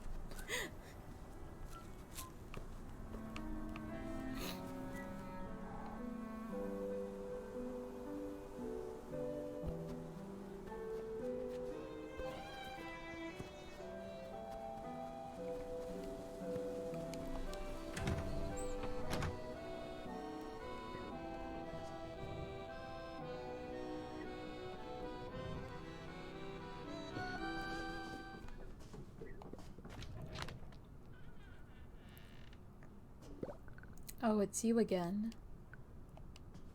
My, ghost mom is here. Oh, you can see your mom? But I thought... No, wait, yeah, the ghosts aren't invisible. But she just speaking in strange symbols to me. Oh, right. You can't talk to ghosts. Guess not. I can help. If you and your mom play music together, I can be the bridge between you. Huh? As in, with my accordion? Yes. And she'll understand? Just play.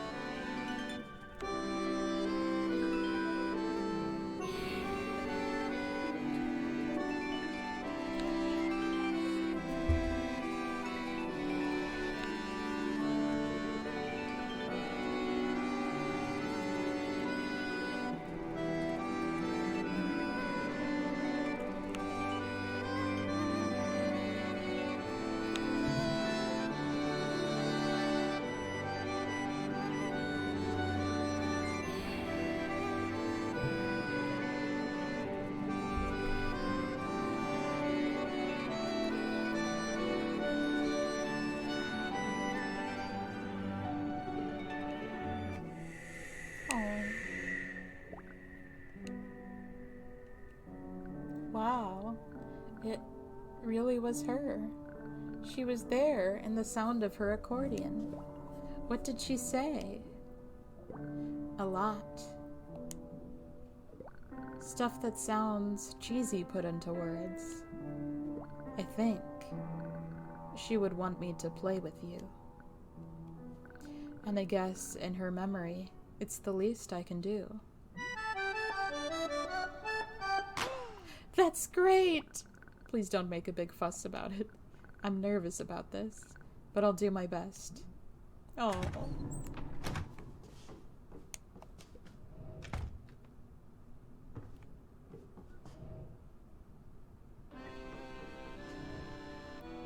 Wait, I just want to see if I can interact with those doors now, probably.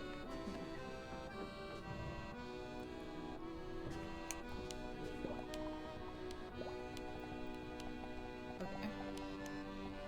I think I already read this last time.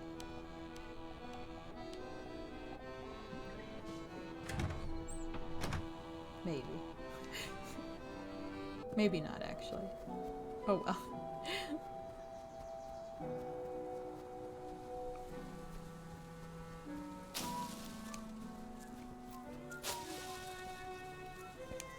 So it's... Ace, you did it! These are some performers you found. Or these are some performers you found. But what do you expect? Delphi's got talent. I may have neglected to mention this, but I'd already booked a show before I met you. It's at the Crazy Raven tonight. Actually, it's right now, and we are late! So follow me.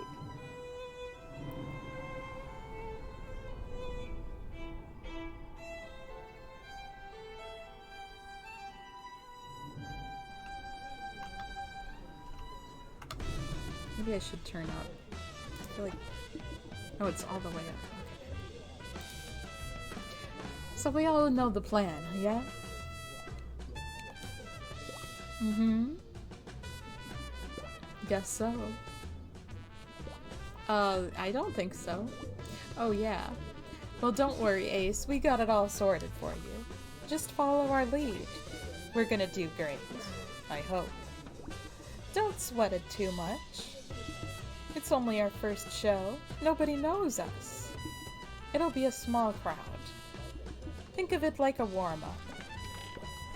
Yo, you folks ready or what? Yeah, sorry we're late.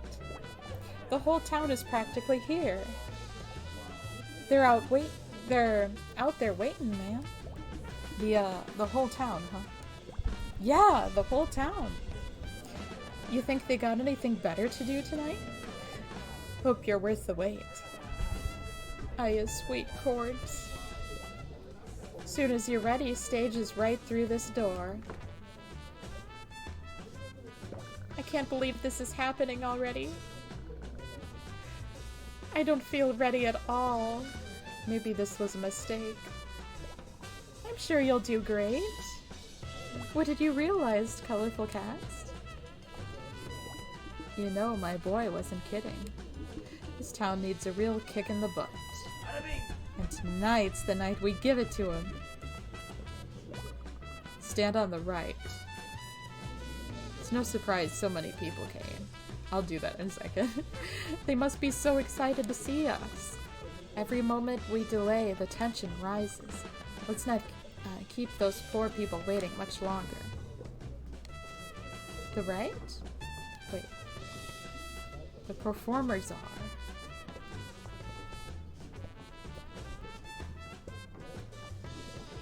She, her, they, them, clap.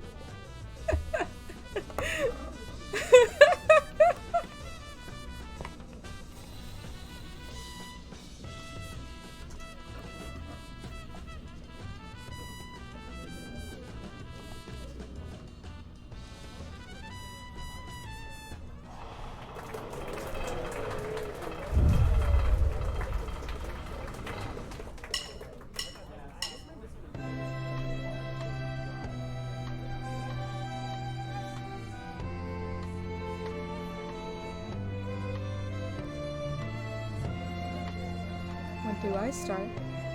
Do I just... Oh. Oh.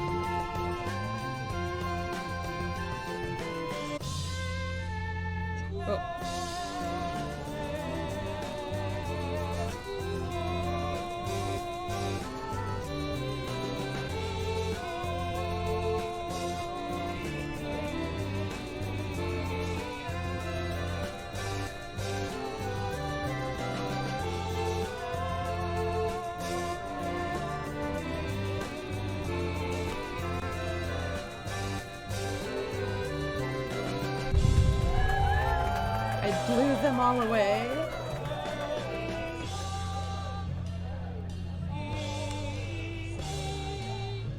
Wait.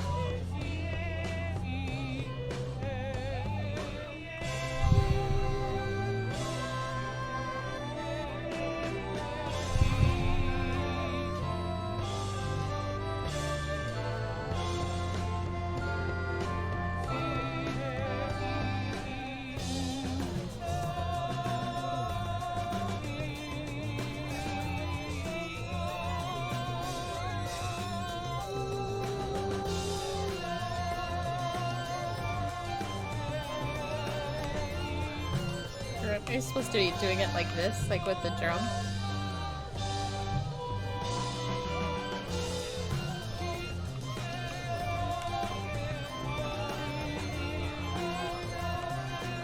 No, I think I'm just supposed to be holding it.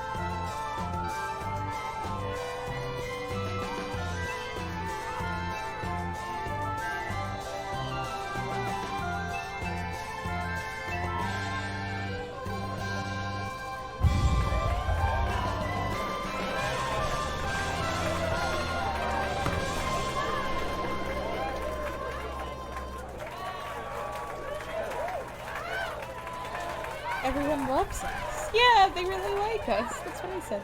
It sounds like they want an encore. Well, anyone got anything? It's my first time. Wait, did someone just go out there? Oh.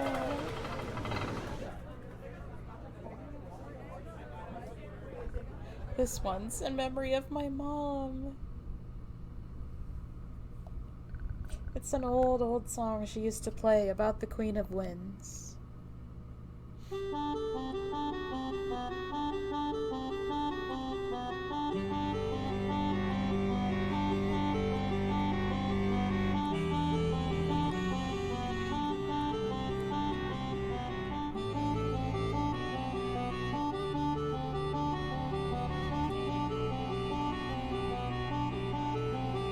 Ooh, yeah! Welcome, Zombie Slayer.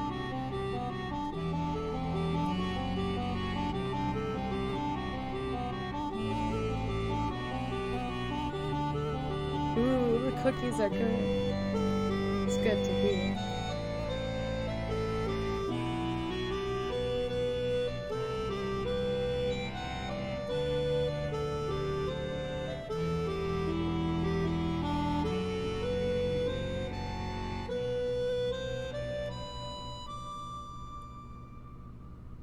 Street Fighter 3rd Strike. Nice.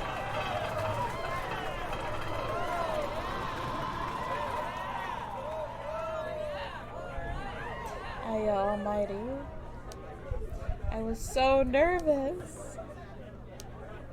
You played beautifully, Ash. Thanks. Was that really the song of the Overseer? Yeah. Did that answer your question? Miriam's never gonna believe this!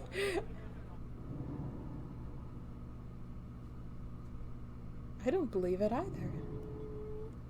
Oh, wait. It wasn't a dream, was it? We're just sleep. Wait. Oh, singing in his sleep. You've been staring at Bayonetta 3. Oh, I heard you were gonna play it after Sonic X tonight. What is... Am I supposed to... Oh, I was supposed to hit a button.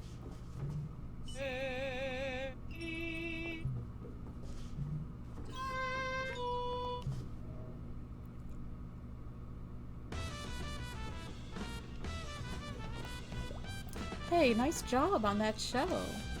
You probably saved my idiot boss from having to close the Raven. And that saved my job, so thanks. That show you put on was fire. I have a feeling business is gonna be better for a while now. Just gotta keep up the momentum with more acts.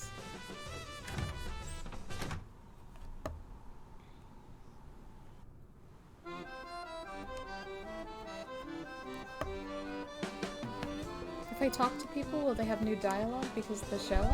It's you! Oh, this person couldn't stand us before. The singer from the Crazy Raven! Then it goes back to that face. It's so funny. Hey there, thanks for the show last night. For a brief and shining moment, this town had life again. Yes, I saw your show. Everyone in the town may have loved it. But well, I thought it was pretty good. Some days are really hard, but you never know when a really nice one is around the corner. Thanks for showing me that with your music. That show last night was so cool. Do you have a girlfriend? Mitzi! Just kidding, just kidding.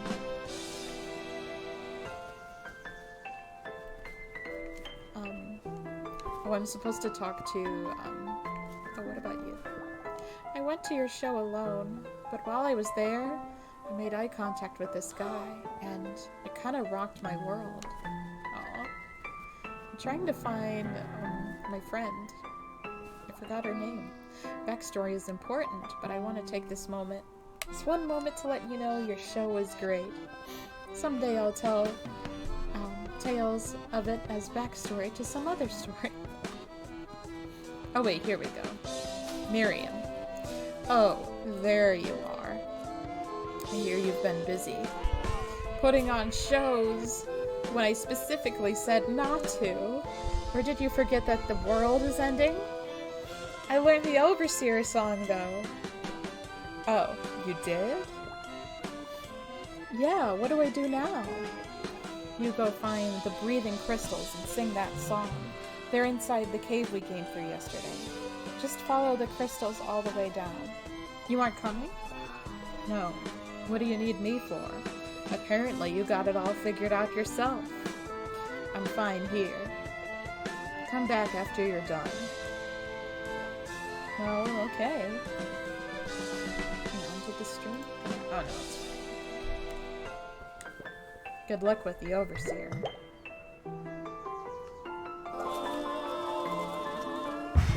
Enough with the singing already! The way the music stopped.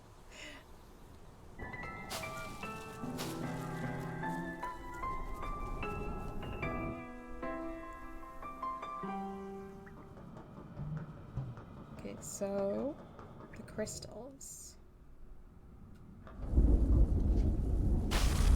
Oh, right. These poor guys. I'm sorry to disturb you.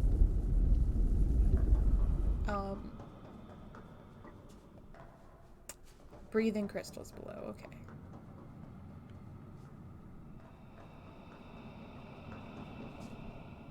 In here? If you want to stop, this might be a good point. Oh, okay. That's good to know. Is this it? Oh. Thank you so much for letting me know, because...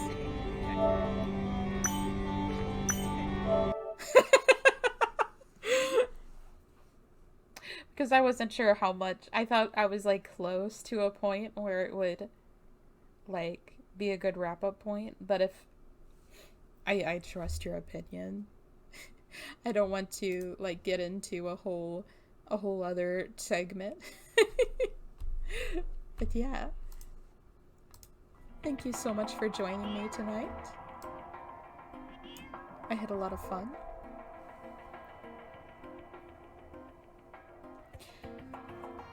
So I will be continuing Magical Girl Raising Project Book 2 in 3 weeks. Or we all will be continuing it. I need to remember it's not... I'm the main reader, but I'm not the only reader for that. And then I will be continuing Wandersong next week. I wish that we finished the book earlier, started stream earlier. Not the book, but, you know, our segment we were going to read. So that we could, my brain short-circuited. So that we could have had a little more time in Wandersong. But I mostly, honestly, just wanted to do that band segment. Because I was a bit stuck on that. But it ended up being very simple. I'm really glad that it seems all the puzzles, or whatever you would call them in Wandersong, do seem very simple, because we're usually not good at those. Yes.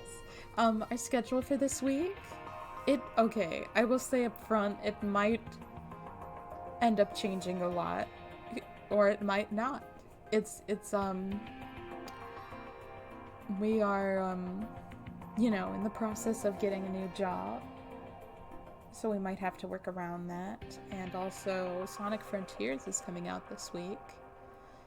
So we have slated that Cuddle will stream Sonic Frontiers Friday, but if it arrives earlier than that, we'll change things around, because we really want to play that as soon as possible, but we also want to stream it.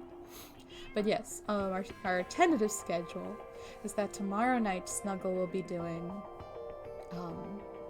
Freedom Planet as Mila, the Mila story in Freedom Planet. And then Tuesday, tentatively, Q will be playing Skullgirls. Wednesday, Chalky would be playing Poppin' Music Piece, Cookie Run, and Bust a Groove. And then Friday, like I said, Cuddle on Sonic Frontiers. It's all pretty tentatively this week, I think. We'll see how that goes. I'm going to be rating Maluka, who's playing Dishonored 2. I always remember Maluka, I think, was our very first raid ever. Wait, I had caps lock on. Okay. And also, I forgot to say that I should be saying, if you're not aware, we are about to join Fukuma on our Sonic X Watch Party of the Week. Snuggle will be co-hosting with Fuki on that. We look forward to seeing you next time. I hope you take care. Have a wonderful day or night. And remember that you can talk to the dead and sing to them. Okay. It's important you remember that. Goodbye. Night night. Good night.